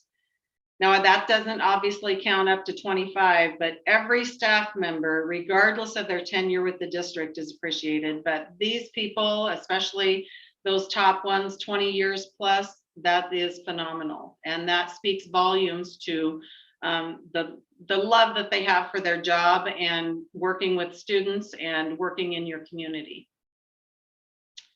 Next slide, please.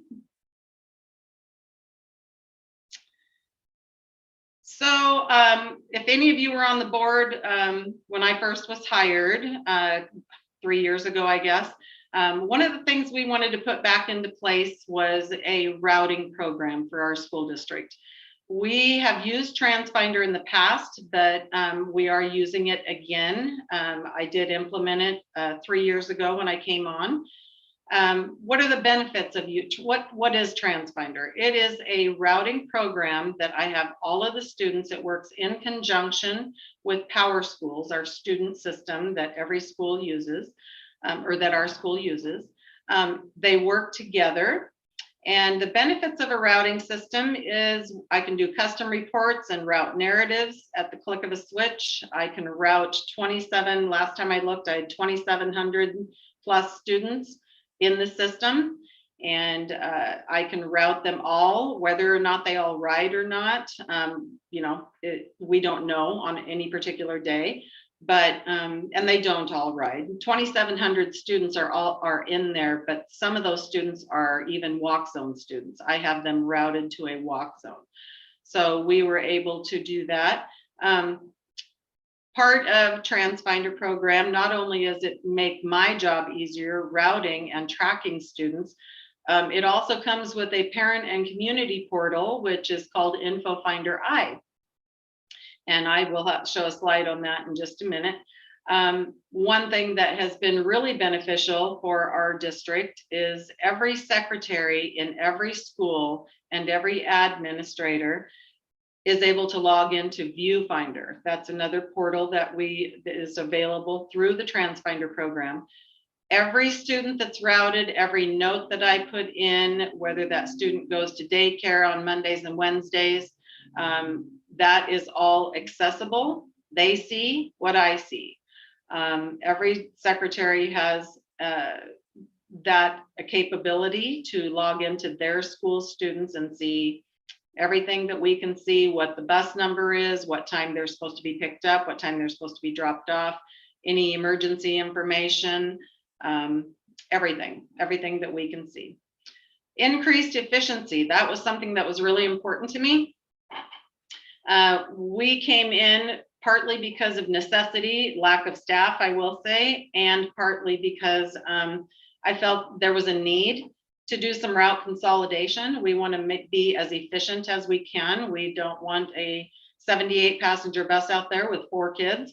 So we need to be as efficient with our tax dollars as we are with our buses, and do the best job that we can. So between route consolidation, the routing program, and bell schedule changes, this school year, we started the school year out with a different bell schedule. We, in the past, ran the route twice in the afternoons. We took our elementary students home, and then we came back and got our middle school, high school students. By sitting down with the middle school and the high school, and they changed their bell schedules, we are able to transport all of the students home with one route in the afternoons, not making multiple routes. So I put a graph together because I wanted you to be able to see the visual of it. Of course, 2020, we can't really count because it wasn't a normal year. So we went back and did a mileage comparison to 2019 compared to 2021 for the first 3 months. As you can see, by doing the route consolidation, the better routing, bell schedule changes, a combination of all of those, we have done 21,299 less miles in 2021 than we did in 2019. Just for the month of October, 2019 versus 2021, that equates to 822 gallons of diesel. So those are all cost-saving, efficient ways that we can make better use of our tax dollars. So one of the things that we are most excited about is student tracking. Well, let me rephrase that. Not most excited about, because it's hard. Part of this program is it prints out a daily contact tracing. It gives me a week at a time. I'm in here every Monday morning at 5 a.m. printing up that week's. I usually sit on my couch on Sunday evenings, make sure all the students are routed. Any new students are routed. So when I come in on Monday morning to print up reports, we've got the most current information to hand out to drivers. So I print up every Monday morning, and they are sitting out on the table every Monday morning, that week's contact tracing sheets. We do one for AM and we do one for PM. By using the contact tracing sheets and in combination, I should say, with seating charts, that's something that we've been adamant about too. If you go on the school bus, you will see the seats are numbered, and we have seating charts on every single bus.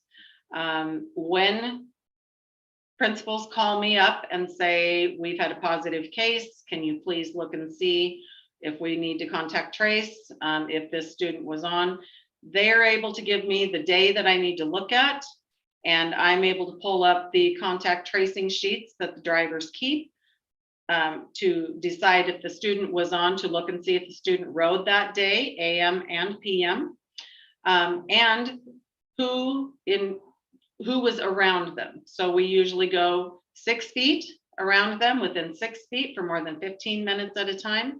By using the seating charts, I know other districts have had to quarantine whole buses. That's something I'm really not excited, none of it's exciting, but I'm happy to say that we have not had to quarantine a whole bus since the beginning of this.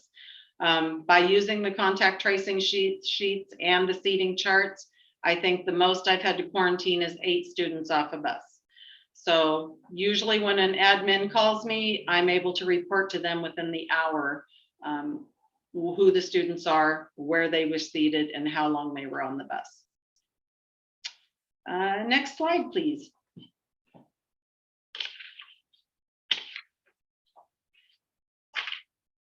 One of the things, I'll talk about contact tracing just another second. Kara wanted me to mention this. Even though we have not implemented it yet, we have purchased and are going to be doing a trial run for contact tracing purposes. We're going to on 5 buses, we're going to do a student RFID reader cards. So it's going to work in conjunction with the TransFinder program still. They are going to be reader cards that we're going to start out with high school students. I will be printing and issuing students RFID cards that has their information, their student ID, no pictures, no nothing, just their name and their student ID.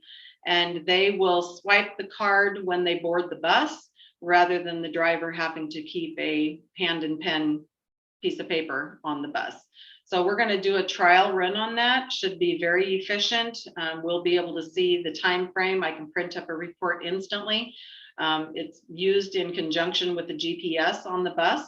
So we'll be able to know exactly the minute that student boarded the bus, how long they were on the bus, where they got on and off the bus. So we're going to do a trial run on that and see how that goes. We're starting out with 5 buses. Like many other companies, we have had the equipment sitting here in our shop, but have been unable to find anybody to get it installed. So I did actually just hours ago receive another quote that I'm going to go with, and it looks like by mid-January we will have those up and going. So I'm excited to try that. We'll see how that goes. All right, so the next screen you're looking at is the parent portal. Oh, back up, Cindy, sorry. Yep, we'll talk about this one. So this is all part of the TransFinder program too, and this is available to every parent or anybody in the community.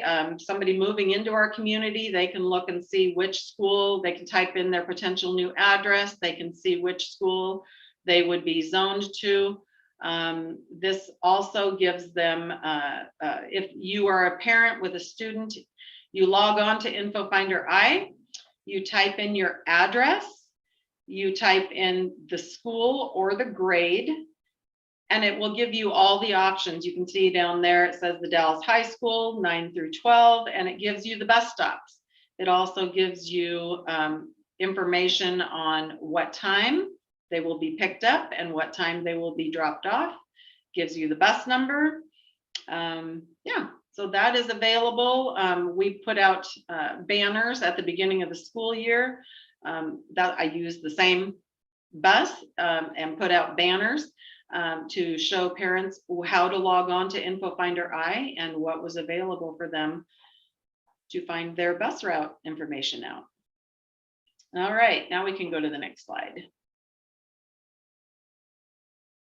This is also part of TransFinder, and this is the secretary and admin portal for student information. And this is what the screen looks like. You would log in, each secretary has their own login. You would log in, go down to students.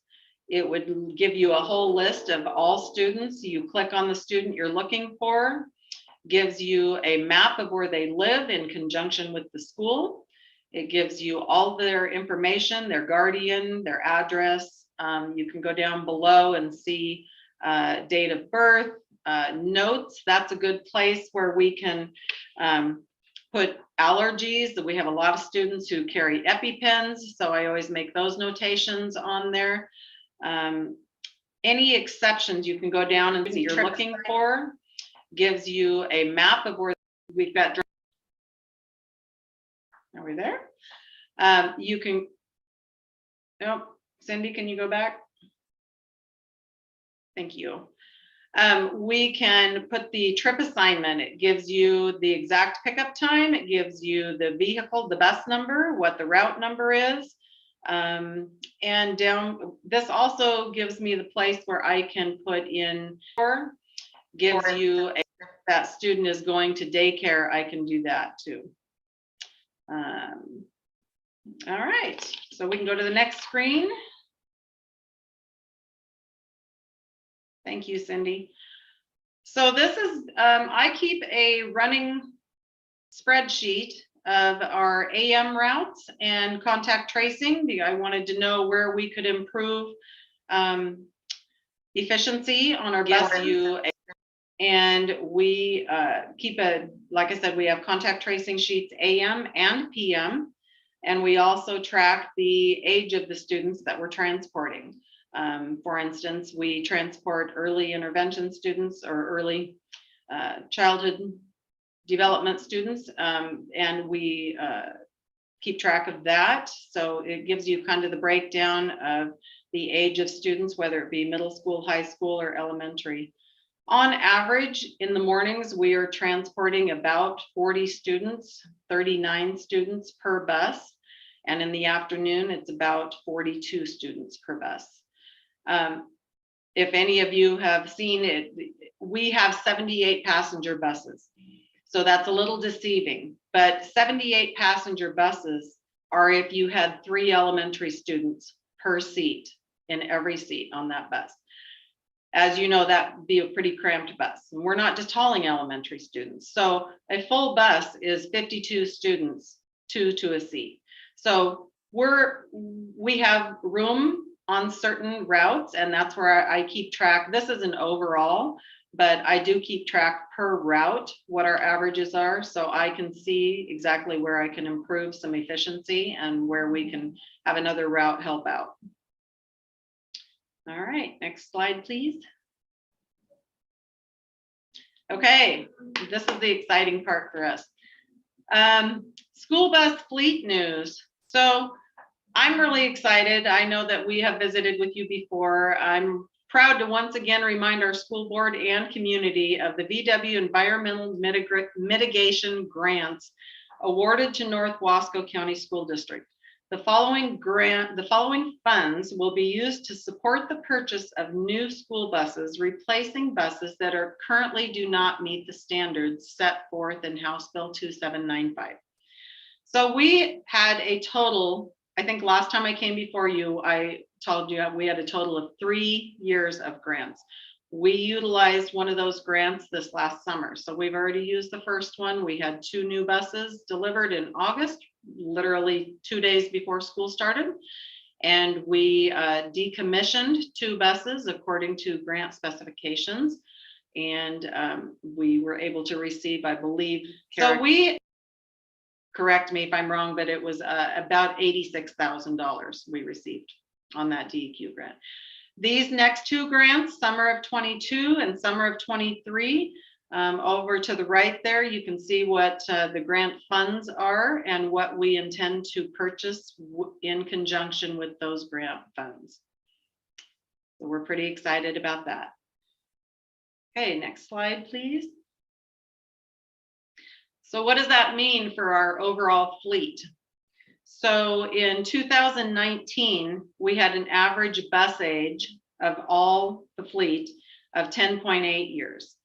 This year, that average age dropped down to 8.9 years. And by the time we finish with the DEQ grant mitigation fund, and the next slide I'm going to show you, we will have an average age of our fleet of 4.9 years. So that's pretty exciting, and that's pretty remarkable for any district, quite frankly. You know, it's a really great thing for our district. Next slide. So I apologize. I had invited a representative from this company to come and visit with us, but he at the last minute this afternoon let me know that he could not come. Hydro is how it's pronounced, Hydro Extrusion LLC. They have an office here in the Dells, actually right down the street from us on 2nd Street here.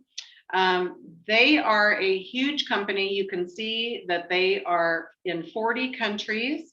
Hydro is a leading industrial company committed to a sustainable future. Our purpose is to create more viable societies by developing natural resources into products and solutions in innovative and efficient ways. So you're probably wondering, what does this have to do with North Wasco? So in August, before school started, I'm sitting at my desk and a gentleman named Peter called from the local office here in the Dells. And he had called me before, but I missed his call. But he called and I finally talked to him and he said, well, I wanted to know if you are in need of any buses. We are looking to help a local company or school district. We would love to help the school district. Do you need any buses? And I'm like, you know, honestly, I thought, is this a prank phone call? You know, who calls and says, I'd like to give you a bus, you know? So I really didn't know. And so he said, well, let me put my lead counsel on. Her name is Nancy. And she was back east. So he put me on hold. In the meantime, I told Claire, type in this company, see if this is a real deal or what. And she pulls this screen up, exactly what I'm looking at. And it was like, well, maybe he's serious. So we visited, and through months and months of reports, we had to, Nancy and Chris and I, there was their legal representation through their company. Peter was a little bit involved, I think, on the end of it too. And we had to put reports up, and we had to go in front of a panel of DEQ representatives, and we had to get it approved through DEQ that we wanted we would use the funds that they are offering us as the school district to purchase efficient diesel buses for our community. And in exchange, we would decommission, just like we are with the VW grants, 4 older buses. So next slide, please. So on October 22nd, 2021, North Wasco entered into an agreement with Hydro Extrusion LLC to receive SEP funds in the amount of $556,480. What this means is over to your right, you can see what we will be purchasing with those funds and when they will be coming. This is something that Dr. Bernal had to approve. This is something that Kara was very involved with. And this is something that we are unbelievably excited and appreciative of. And these buses have already been ordered, and that is part of the reason why we are able to get our average age of bus down to 4.9 years by 2023, in conjunction with what we're already doing in district. So it's just very exciting. I'm glad that I took the phone call, and glad that I put out the effort to visit with Chris and Nancy, and we worked hard at getting it done. But yeah, it's a great thing for the district, and we're very excited about it. And that would be it. Like I said, Peter unfortunately was not able to come to log on tonight. So, but we just need to let them know that we are super thankful and that we are excited about the working relationship with them, and appreciate the fact that they are looking out for the district and wanting to be a part of the district and be involved. So that is it. Does anybody have any questions? Any questions from the board? So just use a raise hand feature. Seeing none, I guess I'll just comment and extend a thank you to Hydro Extrusion. I mean, that is awesome. I mean, over $500,000 towards our busing needs. I mean, that shows just the support that, we all know is there in the community towards the district, and we greatly appreciate that. That is not just, a thank you card or anything. I mean, that's a huge commitment on their behalf. So a sincere thanks for that collaboration. And thank you, Lisa, for doing the work to kind of coordinate with them and get that all through. And also on the grants, that's super awesome. I know that, many districts feel that pinch to kind of fulfill those requirements in that House bill to get all those buses up to par on the diesel requirements. So thank you for continuing that and getting those grants secured for us, because that's a huge lift. And then the efficiency stuff was really cool. Thank you. I mean, that program was really awesome. To be able to cut almost 22,000 miles on the high school was very, very impressive. That's awesome. So thank you for your hard work. Welcome. And see, Director Stevens. Yes, I just had a question. As I was looking through the slides and you explained, we have one mechanic on staff. And I know Seth Great is a hardworking guy. He's a good community guy from the Dalles, good kid, but there's only one of him. So what happens when he's out sick? Is this something that we need to possibly look to budget or somehow figure out to get a second person in? Do you have a need there? Yes. We didn't really have a need for 2 full-time mechanics, in my opinion. But yes, we are looking at expanding a few things. So yes, I am in the process of visiting with Brian and advertising for that. At the beginning of the school year, we did have it advertised as a part-time position. Didn't get any bites. Seth has told me that his dad's shop, is looking for mechanics too, and he's not able to find anybody. There's a lot of mechanic shops that cannot find people, unfortunately. But yes, we do have a need. Yes, I would like to keep Seth in the shop. Yes, that will be posted here. And I already have an applicant in mind that we've already been visiting with. So. Excellent. Just wanted to make sure that you had our support too. Director Nelson? Yeah, so I just wanted to say, Lisa, that the organization and the efficiency that you have spurred in this district is to be congratulated. I mean, that's some impressive statistics. I did have one question, and that is, in the future on replacement of buses, are you beginning to think about transitioning to an electric fleet? So that is actually was part of the conversation that we had with DEQ. Their preference would have been electric buses, but in our area right now, it's not the most effective way that we can transport students. We had to look at the cost. The cost of the bus is nearly twice of that as a new diesel emissions bus. Twice the cost. The infrastructure to put an electric station in here to charge a bus was $50,000. We don't have the room or the infrastructure to do that at this point. We also have to look at, where we travel. When you charge an electric bus, you have on average 80 to 120 miles.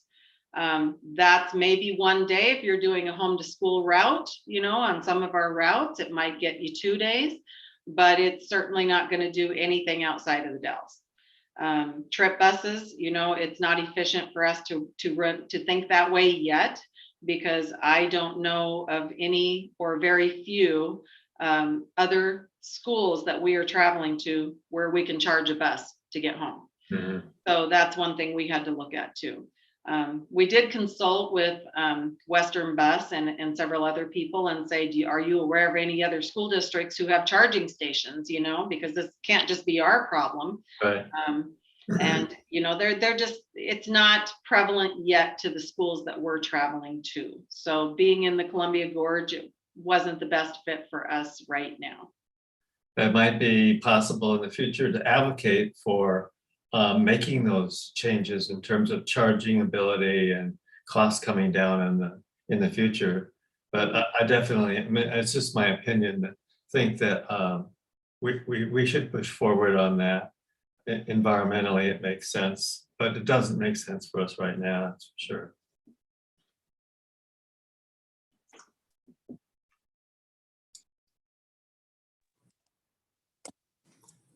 Jose's laptop died. Oh, no. So, did we want to take a break since it's 8 o'clock or just continue on?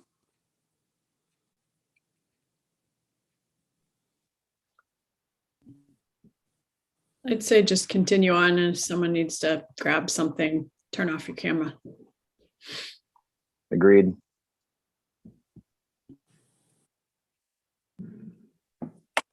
Well, thank you very much for letting me present. I'm excited to get the news out there of what's going on in our department. So Thank you, Lisa. Thank you, Lisa. Appreciate you. yes, thank you. And I'll see you at 6:30 in the morning, Dr. Brunel. I will be there with bells on.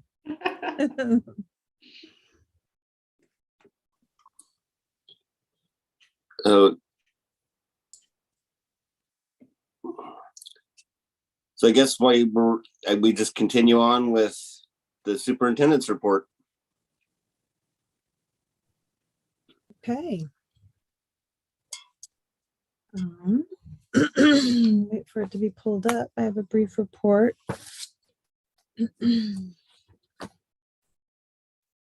All right. Well, good evening, everyone. A couple of things I was going to talk about tonight. Briefly, I was just going to talk about our Test to Stay program that we onboarded just a couple of weeks ago in our schools. If we can bring up the next slide. So Test to Stay came about after the Thanksgiving break, and this is really a promising practice that the CDC is considering to be for coming on to our schools that's going to help minimize quarantine and maximize school days in school for our students. So Test to Stay is a form of modified quarantine, which allows our individuals to attend school and or work if it's an employee during their 7-day quarantine period. The Test to Stay period is available only for our unvaccinated, asymptomatic individuals who are exposed in an indoor or outdoor school setting where universal masking has been implemented. So that's really the key. It has to be in a situation where there was universal masking that was taking place, and it only applies to unvaccinated individuals who are currently asymptomatic. The unvaccinated student or employee who's identified as a close contact to somebody who is positive for COVID. During this period, they would be tested twice, once immediately after their exposure, and then again, they would take a second test between 5 and 7 days. But during that time, they would be allowed, as long as they remain asymptomatic, they would be allowed to continue to come to school and or work during that time. So this is called a modified quarantine and allows them to continue to come to school instead of having to stay home from school, or continue coming to work instead of having to be home from work. Also during this time, students and staff participating in the Test to Stay, they also can continue to participate in school-related extracurricular activities during their 7-day quarantine period, but they must wear a face covering at all times during these activities.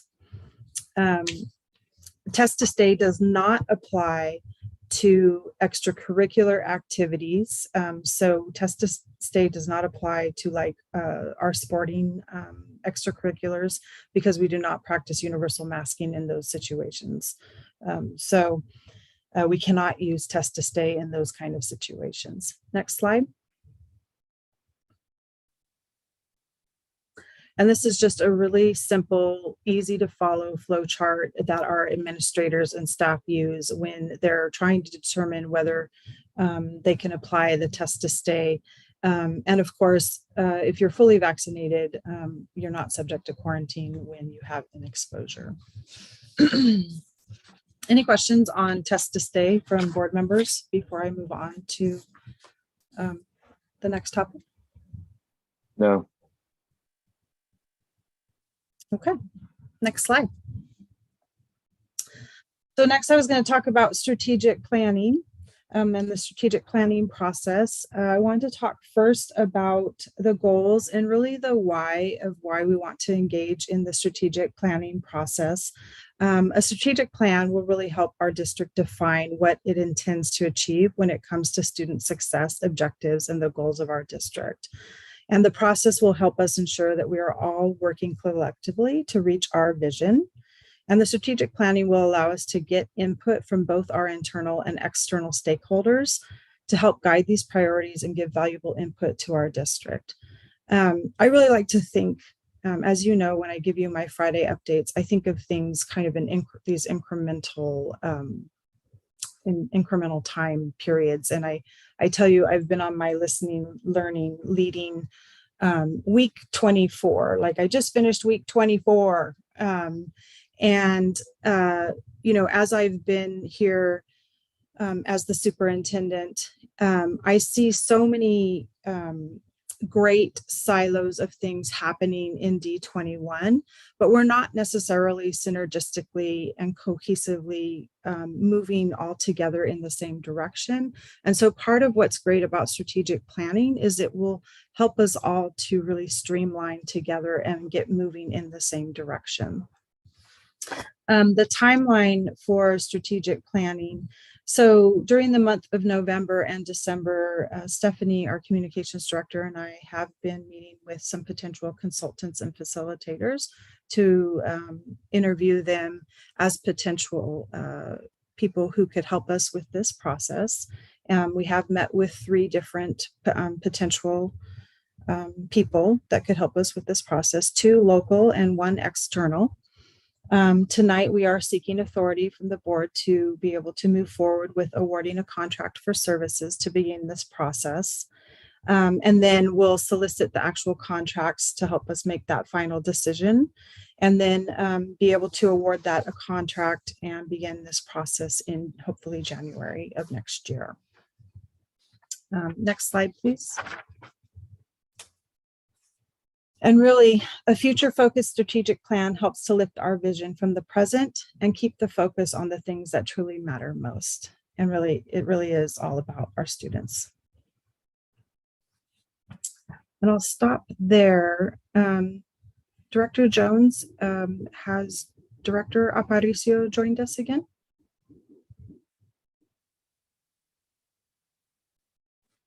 Yep, I'm back. Sorry for the technical difficulty. He's back. Okay. Yep. I didn't know if you wanted to pause here and entertain the action item, or did you want me to finish my presentation before the action items?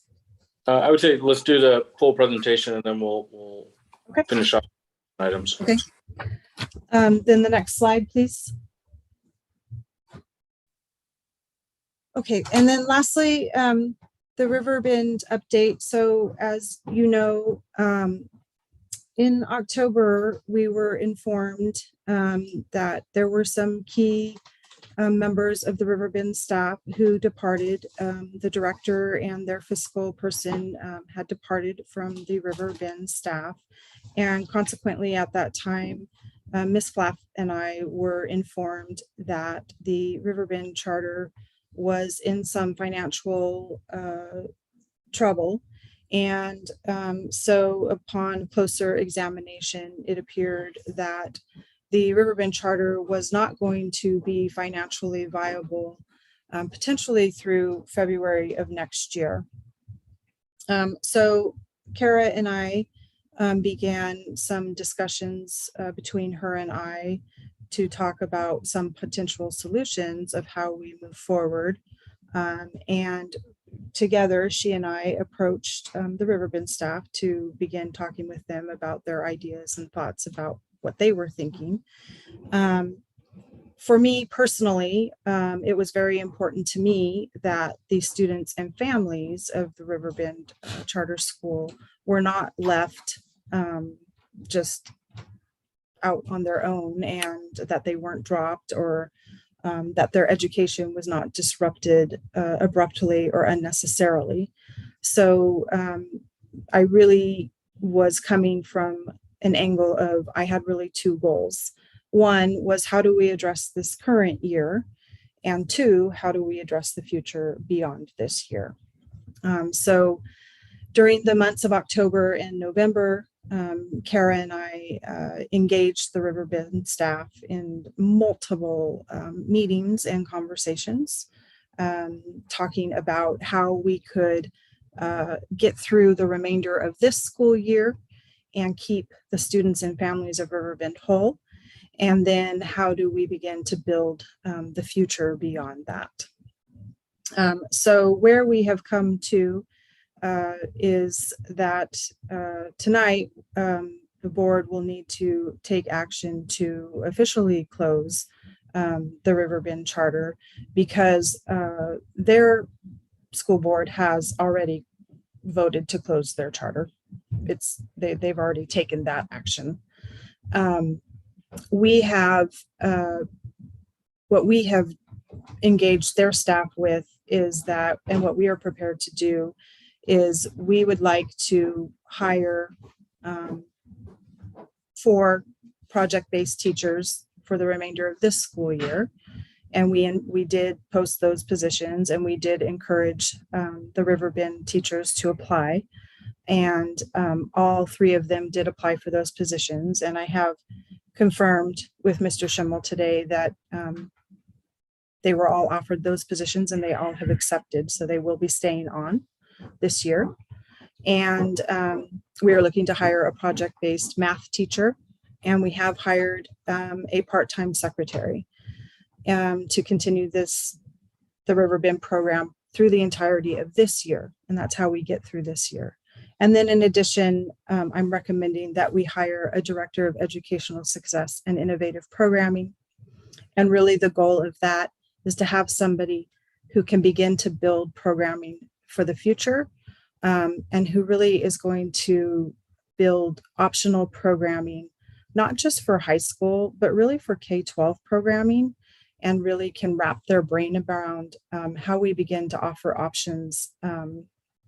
Because I recognize that comprehensive schooling isn't necessarily for all learners, and we need to really be thinking outside the box and how we begin to build other programs that are good for all kids and for all learners. And what is going on up at Riverbend with the project-based learning is some incredible stuff. And I visited the program firsthand. I engaged with those kids. The learning that's going on there up there is incredible. And I want to see that kind of programming continue in our district. And I believe there's a place for it in our district. And so, and I believe we can build that program, and I believe we can have more kids in that program. And I also believe there's a place for it in our middle school as well. So that's where we are currently. But the action that you need to take tonight is to officially close the charter.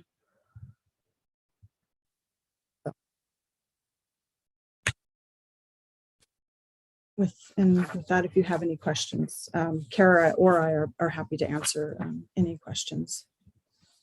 All right, Director Rasmussen. It's not so much a question, but you know, I had been very keenly interested in making sure that this school had continued, just because it's fulfilling such an incredible, important aspect of our educational offerings. And I have previously been a school to career director, and I've seen how some kids just need that extra hand. They just need a different kind of educational format, different learning style. And it's just very tragic. And I have to say, I'm furious at not our district, but the leadership that has failed the students essentially in that role. I can't imagine what the students are going through and the stress. I mean, on top of the pandemic and everything else that's going on. And now they're being faced with, now what do I do? And, you know, my concern is, and I think I'm glad to hear Dr. Bernal's not going to let the ball drop here, but we have an obligation to serve those students and give them that extra hand, because all students deserve to learn. And whatever we need to do to create the viable alternative options once the school closes. I'm glad to hear that we're having some continuity in terms of the teaching staff and the administrative support. But I just, you know, I'm just dumbfounded. I'm really upset. I'm very angry. I'm sad for the students, but I'm glad to hear that there's a determination in Dr. Bernal's vision here that we're going to keep this going. And I want to make sure that does keep going, because we have that obligation. Thank you.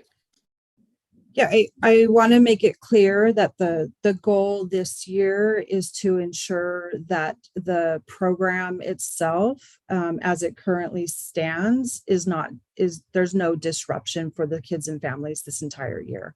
The program will continue as is in its current state with its current teachers. And then in addition, we're hiring a project-based math teacher, and then we're getting them a secretary because they need administrative support up there.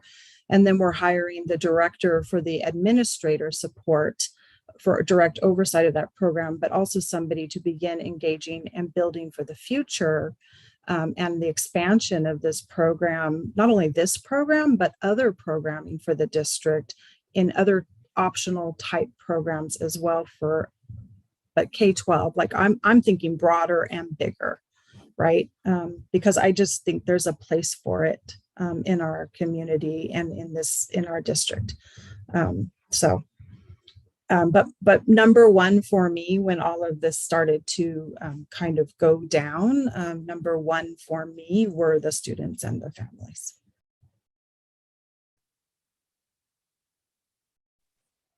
Director And for Nelson, Kara. please. Hi, so yeah, I just want to echo Don's gladness for continuing the school, but especially for creating the Director of Educational Success and Innovative Programming, because this carries us into the future in a broader way, impacting more schools than just the high school.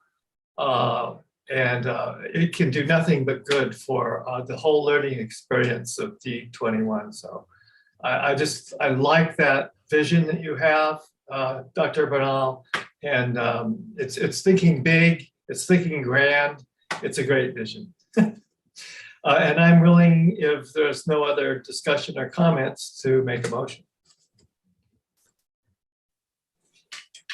All right, before we go into the action items, any other just kind of general comments or questions regarding Dr. Bernal's report? I just want to add, Director Aparicio, I want to thank Kara as well, because she did a lot of heavy lifting through the process, and she was very instrumental. And she continues to be instrumental in terms of the actual closing of the charter. It's not just as simple as you make a motion and close the charter. There's a lot of behind the scenes work going on in terms of closing the books, making sure all the signatures, there's a lot that has to happen. And Kara has been extremely instrumental in that. And I just want to make sure that I thank her publicly for all of the hard work that she's doing behind the scenes, because it's not easy, and it's been stressful. And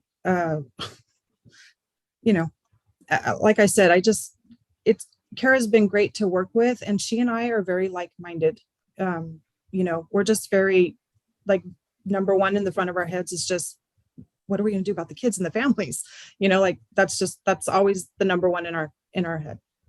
It's always about the kids and the families. So we're very like-minded that way. And so it's a very great partnership that we have. But I just want to thank her. Awesome. Director Jones?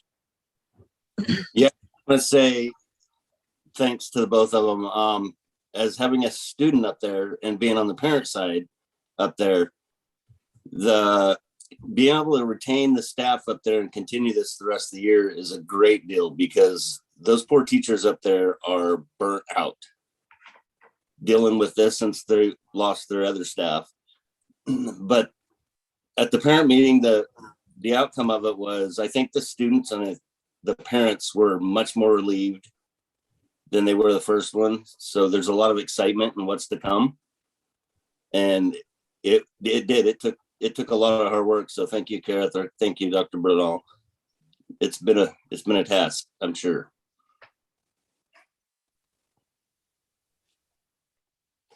All right, thanks, Director Jones. If no other comments, we'll shift over into the action items that we have. Starting off with the approval of the funding for the strategic planning process. Any further discussion on that? If not, I'll entertain a motion. I'll make a motion to approve the strategic planning consultant funding as presented. Do I have a second? Director Jones, all right. So we got a motion to approve and authorize the chief financial officer to spend up to $75,000 of general funds to enter into a contract with a consultant to facilitate completing a district-wide strategic plan. Any further discussion or comments regarding the motion on the table? Director Thistlethwaite? I'm just really excited to have this because I've been on the board for, 3 or 4 years now, and we have not had a strategic plan for, I think, 15 years or so. So I'm really excited about this. And I also really look forward to good engagement from the community in this process, because we will be reaching out to stakeholders to get their feedback. Good comment. I would echo the same, that this is awesome to be headed in this direction to kind of chart the future for the district. Any other comments or discussion? Hearing none, then we'll go to a vote. Director Thistlethwaite? Aye. Director Rasmussen? Aye. Director Jones? Aye. Director Nelson? Aye. Director Stevens? Aye. Director Richardson? Aye. And the chair votes aye as well. Motion passes. Next action item that we have is the termination of the Riverbend Community School Charter Agreement. Any further discussion or comments? If not, I'll entertain a motion for that as well. I'll make that motion. I move to approve the agreement between Riverbend Community School and the district to terminate the Riverbend Community School Charter Agreement effective 12/17/2021. Pursuant to Section 2 of the Charter Agreement, which permits termination of the charter on mutual agreement of the charter school and the district. That's actually Section 11. Yeah, that's correct. Section 11 of the agreement. Oh, Section 11. I'm sorry. I saw that as Roman numerals, so I was read it wrong. All right, and I believe Director Thistlethwaite, you're seconding that motion? Okay. All right, so I've got a motion to approve the agreement between Riverbend Community School and the district to terminate the Riverbend Community School Charter Agreement effective December 17th, 2021, pursuant to Section 11 of the Charter Agreement, which permits termination of the charter on mutual agreement of the charter school and district. Any further discussion on that or comment? I guess the only thing, I would say thank you again, Dr. Bernal, Ms. Flath, on all the work behind the scenes you guys have been putting together.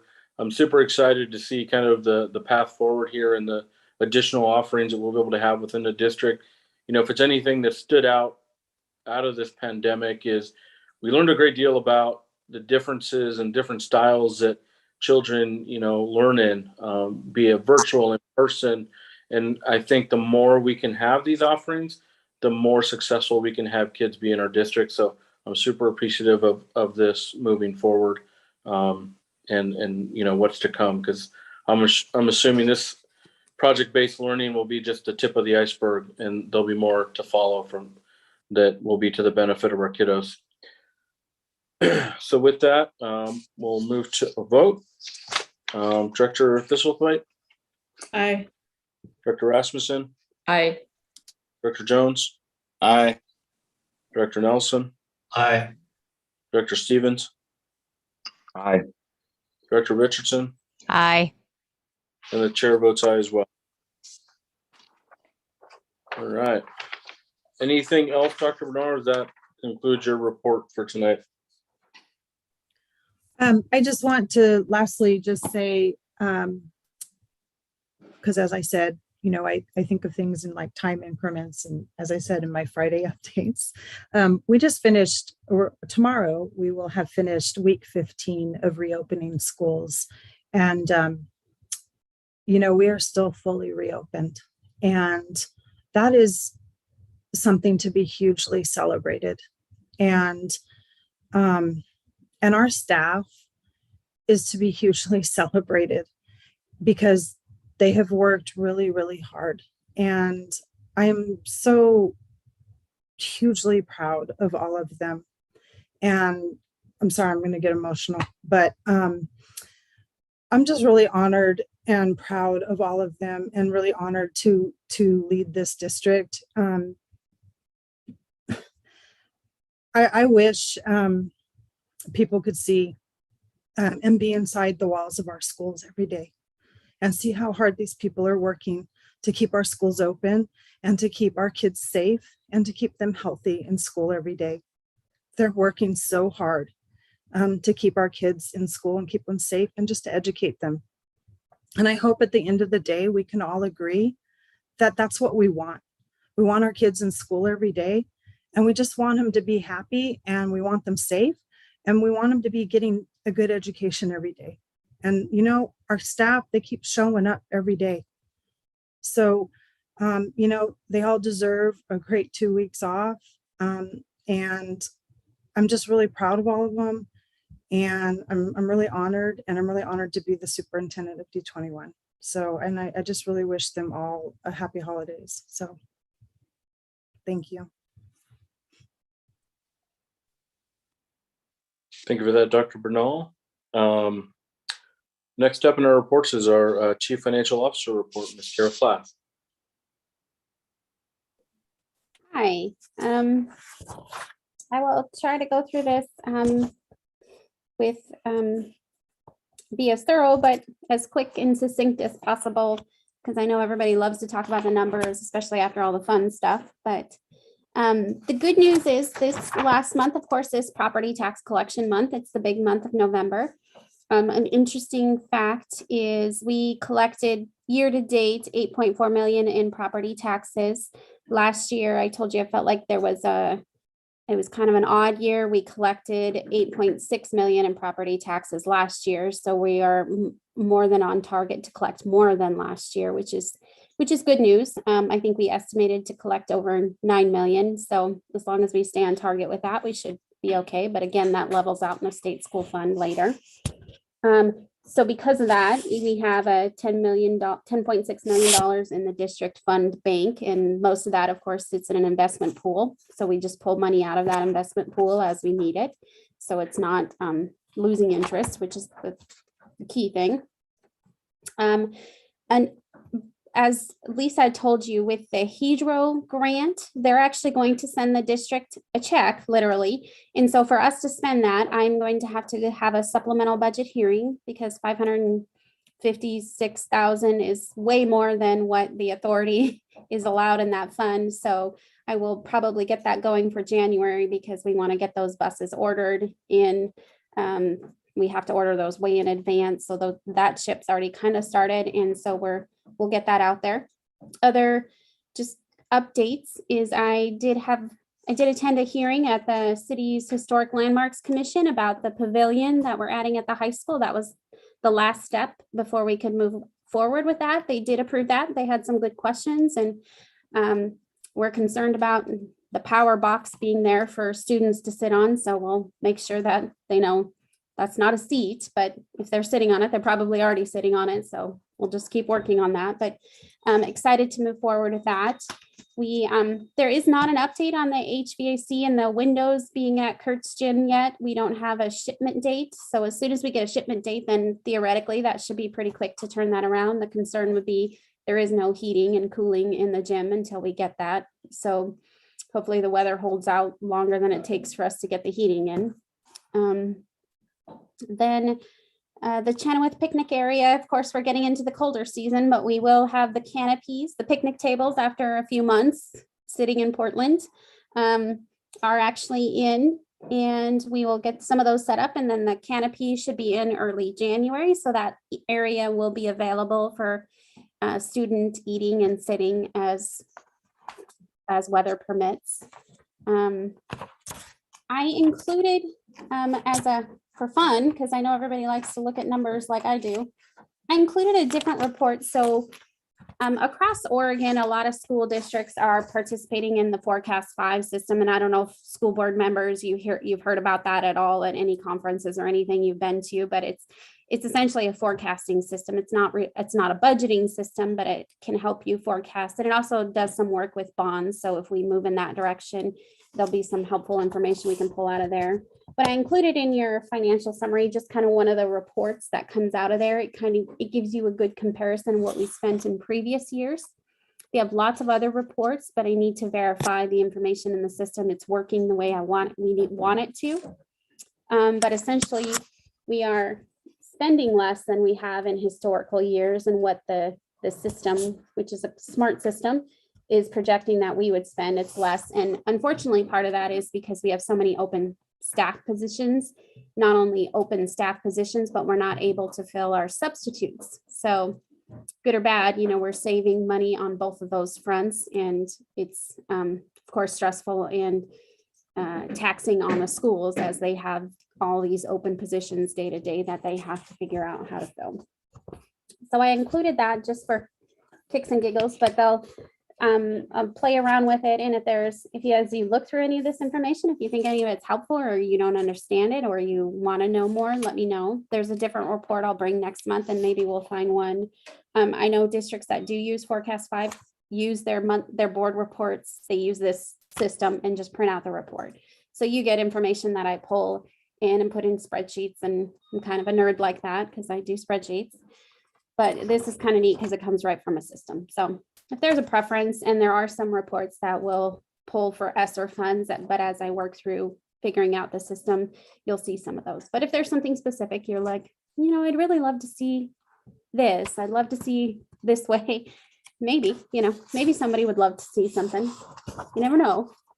So let me know. But the good news is we're in a good financial position, still holding steady, and largely, we have a lot of vacancies and a lot of things we can't fill as part of the conundrum here. So that's kind of a very quick discussion of that. Any questions on that? Before I move to enrollment? No? Yeah. Not seeing any. Yeah. Okay. Also included is enrollment. Kind of long story short of it, since the beginning of in September, we started with 2,793. We're now moving down to 2,765. So we are, according to June, we're still up 43 from last year. So that's good news. It's 10 less than last month. So all in all, it's still holding pretty steady. And I just have a note on there that we did budget 2,840. So it's not too far off track. I think enrollment is still down across the state. So that's, as far as the state school fund goes, we should see the per student amount go up. So pretty similar. Again, included the virtual academy enrollment is at 144, still holding pretty steady and increasing just slightly, but not too much excitement, which is good. So if there's any questions. Any questions or comments for Ms. Flath? Not seeing them. I guess the only thing I have, the Forecast 5 looks pretty cool. I do like the variance and the historical trend data on that. So I think that's really cool. And I'm imagining that you being the number cruncher will actually be appreciative of that data to be kind of easily accessible and available in a report that can be populated fairly quickly. Yeah, it's very cool because it pulls in enrollment, and you can do a lot of comparisons across the other districts around the state, salary comparisons, all sorts of stuff. So that will be the big advantage. So I'll keep working on that, and send you random reports, and maybe you'll find one that you get excited about. It's possible. Director Richardson? I just want to comment and say thank you. I appreciate every time you bring us financial information. I feel like I learn something every single time about school financing, and I'm sure that I won't know everything about it even by the end of my tenure on the board. So thank you for your patience with our understanding. And I really like seeing the graphs and as well as the data you've presented already and explaining it. So thank you. Any other comments, questions? All right, thank you, Ms. Flath. Our next report is our board attorney's report. Mr. Corey, anything from your end? Nothing that we didn't cover already today. All right, thank you.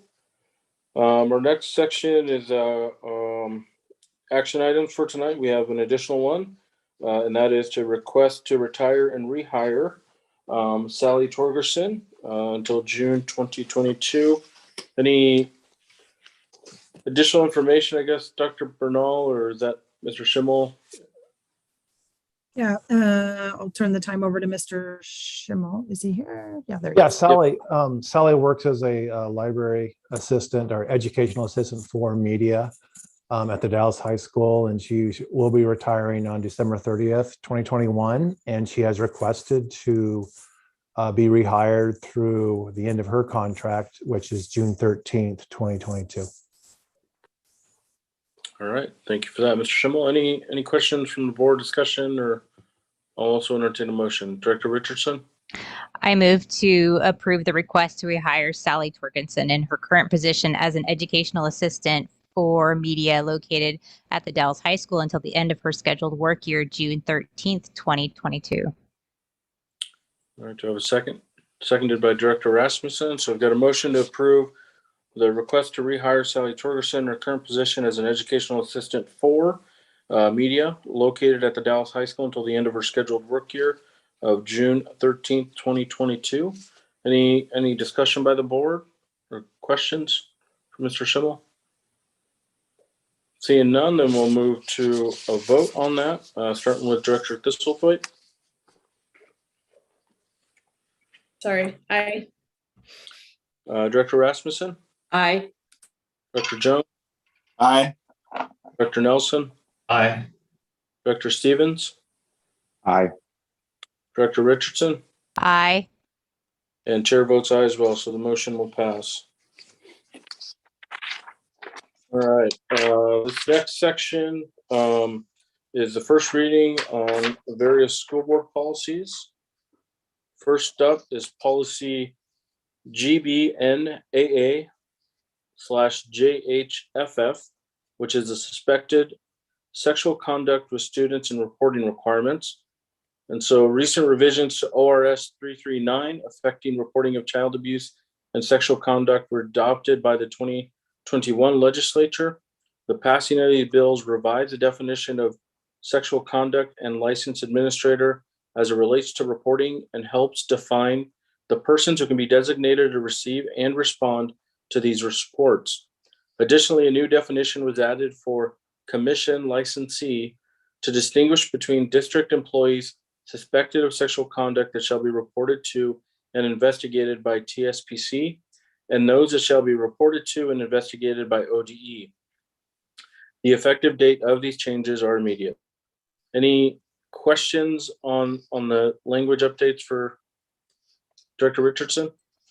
Thank you. My question is in the first line. I know that we take recommendations from the ODE regarding language of these policies, but I thought there maybe needed some clarification. Sexual conduct by district employees, and then it goes on and describes who those will not be tolerated. I'm wondering if there needs some clarification there that says sexual conduct by district employees or between or involving students in that line. We don't care if district employees are having sexual conduct, but what we care about is that it's with students. Yeah, I read the same thing and I was like, wait. But then the next paragraph, it goes on to define what it means by sexual conduct. So I don't know if that solves that. That was kind of my understanding, is that defines what that means. Jason, any thoughts on that? I would agree. I think that the sexual conduct, I can see where you're coming from, Director Richardson. But I think in this context, that phrase is specifically defined in the next paragraph, clarifying that it's with students.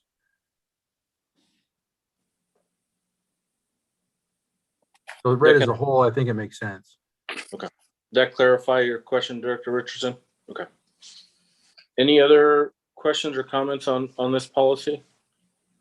And again, it's a first reading, so we'll be seeing it again in January for adoption. Just a couple of recommendations for you with regard to the next page that's highlighted in yellow. I think you should cast that net as broadly as possible and ask contractors, agents, or volunteers who have that suspicion to report it as well. I don't think we want to hide behind the fact that they're not, contract employees. I think we should, if someone's going to work in the district, be affiliated with the district, we want to put them under a responsibility to make those reports if they find them, if they have reason to believe that that's the case. And then I was just wondering what the thought was on who would be the reportee if the allegation is against the superintendent.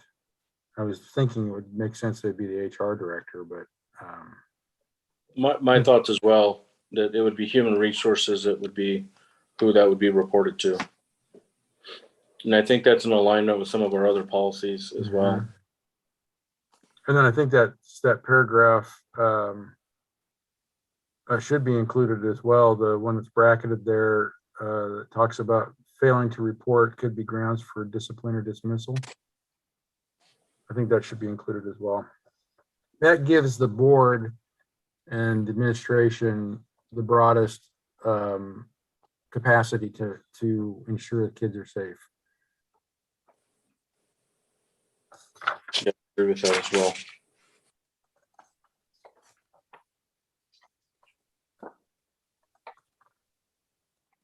And then the last one, it's also bracketed language at the bottom of that, or at the bottom of page 3. I think you ought to prohibit texting or electronically communicating with a student we have electronic email that's set up for that communication that can be monitored by the district. If you're starting to text individually, that's a slippery slope, man. Yeah, because the language preceding it does allow for other messaging apps or things that we are using as a district for things like Remind and others that are in use. It's really a protection to the staff. If they're not doing that, it's just a protection to them. Yeah. I think I brought this up a couple of years ago. I know for some of the smaller like sports teams, I'll just throw ski team out on the bus there, that, to coordinate rides and, is the mountain open or blah, blah, blah. They do group texts. So, I don't want to completely tie the hands of coaches being able to communicate with their students.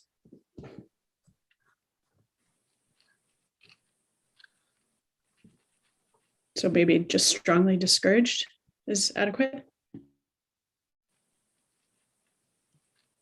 Yeah, that's a good point. I guess, Dr. Bernal, can you work with Athletic Director Brost and kind of maybe get an understanding or maybe think of solutions on, if that is kind of our only means, and I would lean towards the strongly discouraged language, but if we have a solution for those instances where we have some of those smaller teams and there's more of that informal communication, like, is the mountain open or whatnot? If there's another solution, then I would tend to agree that the prohibited wording makes more sense. Yeah, Yeah, I can work with him on it. I'm more in favor of the prohibited. Only because I think individual, when you have an adult who is representing the district who is individually texting with a student, I think that is a very slippery slope. That it doesn't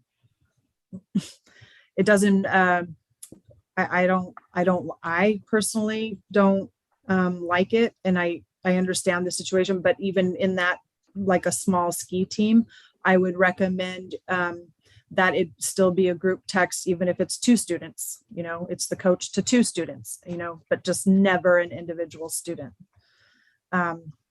Because, so I think there's a workaround. So I'm definitely can work with Athletic Director Brost and bring back some recommendations that, but I still would highly recommend the prohibited, because I just think individual text messaging with students is not a good practice. Yeah, I think group text is a good idea. I just thought of a thing though. Kids get lost on the mountain all the time. So the coach may text somebody and say, "Hey, where are you? We're about to leave. Where are you at?" Yeah. I'm not entirely sure why our coaches aren't using Remind for that kind of stuff. They should be. So I'll have to work with, I'll work with our athletic director and see if we can problem solve through that, where we can stay within the guidelines of prohibit, because that still would be my recommendation. It would be best to stay as far away from gray areas as possible, especially after the past. Yeah. I would say, I just honestly, to protect the district, I would stay away from allowing any kind of, it's just a slippery slope.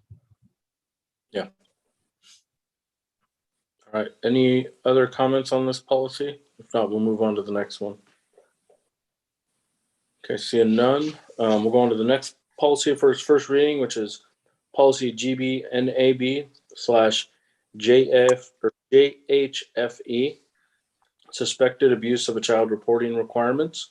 So recent revisions to ORS 339 affecting reporting of child abuse and sexual conduct were adopted by the 2021 legislature. The passing of these bills revides the definition of sexual conduct and licensed administrator as it relates to reporting and helps define the persons who can be designated to receive and respond to these reports. Additionally, a new definition was added for commission licensee to distinguish between district employees suspected of sexual conduct that shall be reported to and investigated by TSPC and those that shall be reported to and investigated by ODE. The effective date of these changes are immediate. Any questions on the language revisions on that policy?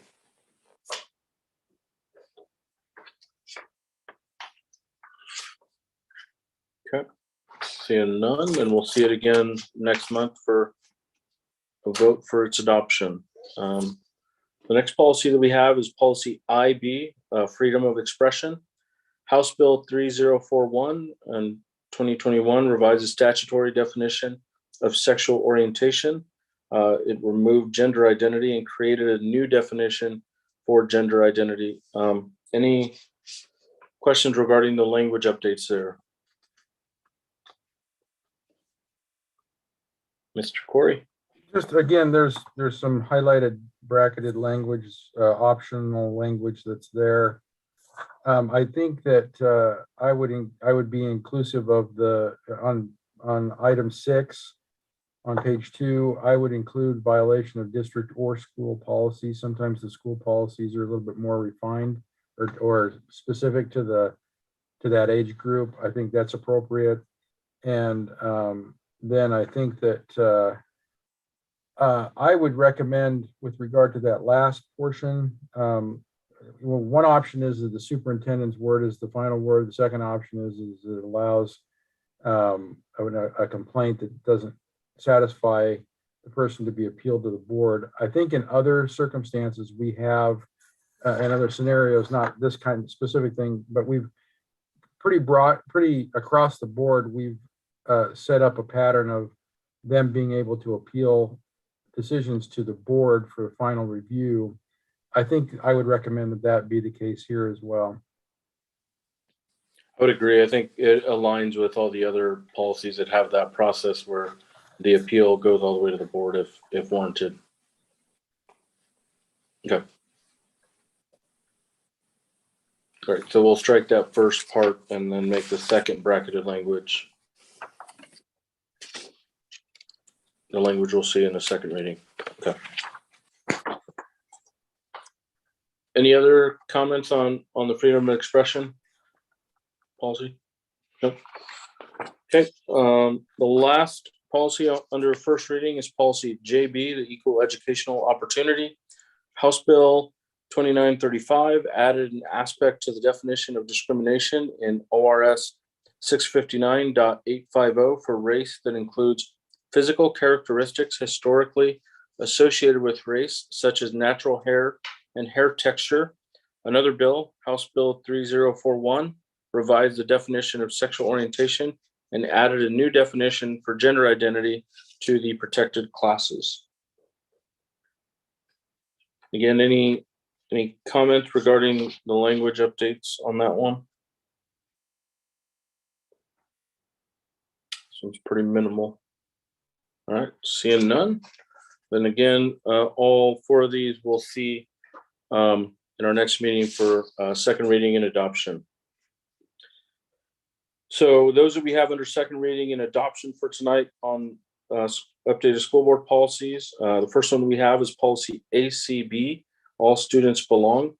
So this update is a result of changes made by the Oregon legislature and the Oregon State Board of Education over the past several months. House Bill 2697 takes effect on January 1st, 2022. So any comment or discussion regarding the final language on the all students belong policy? If not, I will entertain a motion. Director Rasmussen? I'll make a motion to approve the policy ACB, all students belong, as presented. All right, and seconded by Director Richardson. So we got a motion to approve policy ACB, all students belong, as presented. Any discussion or comments? Seeing none, we'll move to a vote. Director Thistlethwaite? Aye. Director Rasmussen? Aye.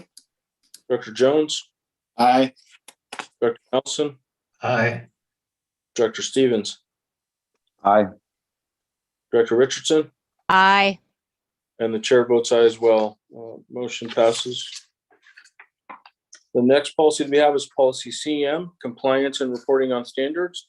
This is the Division 22 compliance reporting. So the changes result from an updated rule adopted by the State Board of Education, which revises a report due date from February 1st to November 1st of each school year. The revised rule also adds a requirement to present the report orally at a board meeting and allow public comment on the report.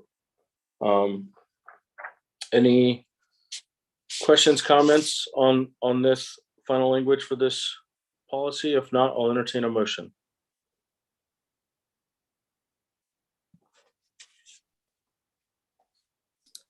I guess I'll do it. All right, Director Rasmussen. I'd like to make a motion to approve policy CM, compliance and reporting on standards, as presented. Do I have a second? Director Jones.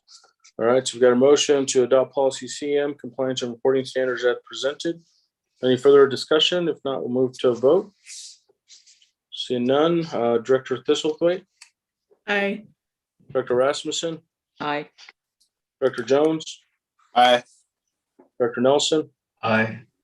Director Stevens? Aye. Director Richardson? Aye. And the chair votes aye as well. Next policy that we have is policy GBA, the Equal Employment Opportunity. House Bill 3041 revises statutory definition of sexual orientation and created a new definition for gender identity. So any comments regarding this updated language or final language for this policy? If not, I'll entertain a motion. I'll go for it again. Policy GBA, I make a motion to approve policy GBA, equal employment opportunity as presented. All right, and I've got a second from Director Richardson. So motion to accept policy GBA, equal employment opportunity as presented. Any further discussion? If not, I'll roll into a vote.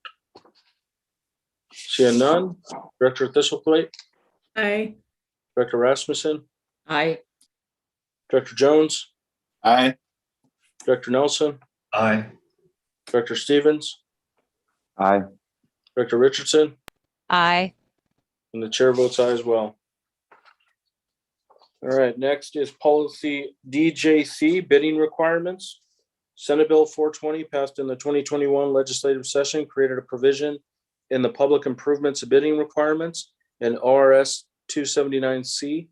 The provision defines a community benefit project and the requirements for a public improvement to be a community benefit project. Any questions regarding the final language edits on this policy? If not, I'll entertain a motion. I'll make that motion. Director Nelson, I move to approve policy DJC, bidding requirements as presented. all right, do I have a second? Director Thistlethwaite. All right, I've got a motion to approve policy DJC, bidding requirements as presented. Any further discussion? If not, we'll move into a vote. All right, seeing none, Director Thistlethwaite, Aye. Director Rasmussen, Aye. Director Jones, Aye. Director Nelson, Aye. Director Stevens, Aye. Director Richardson, Aye. chair votes aye as well.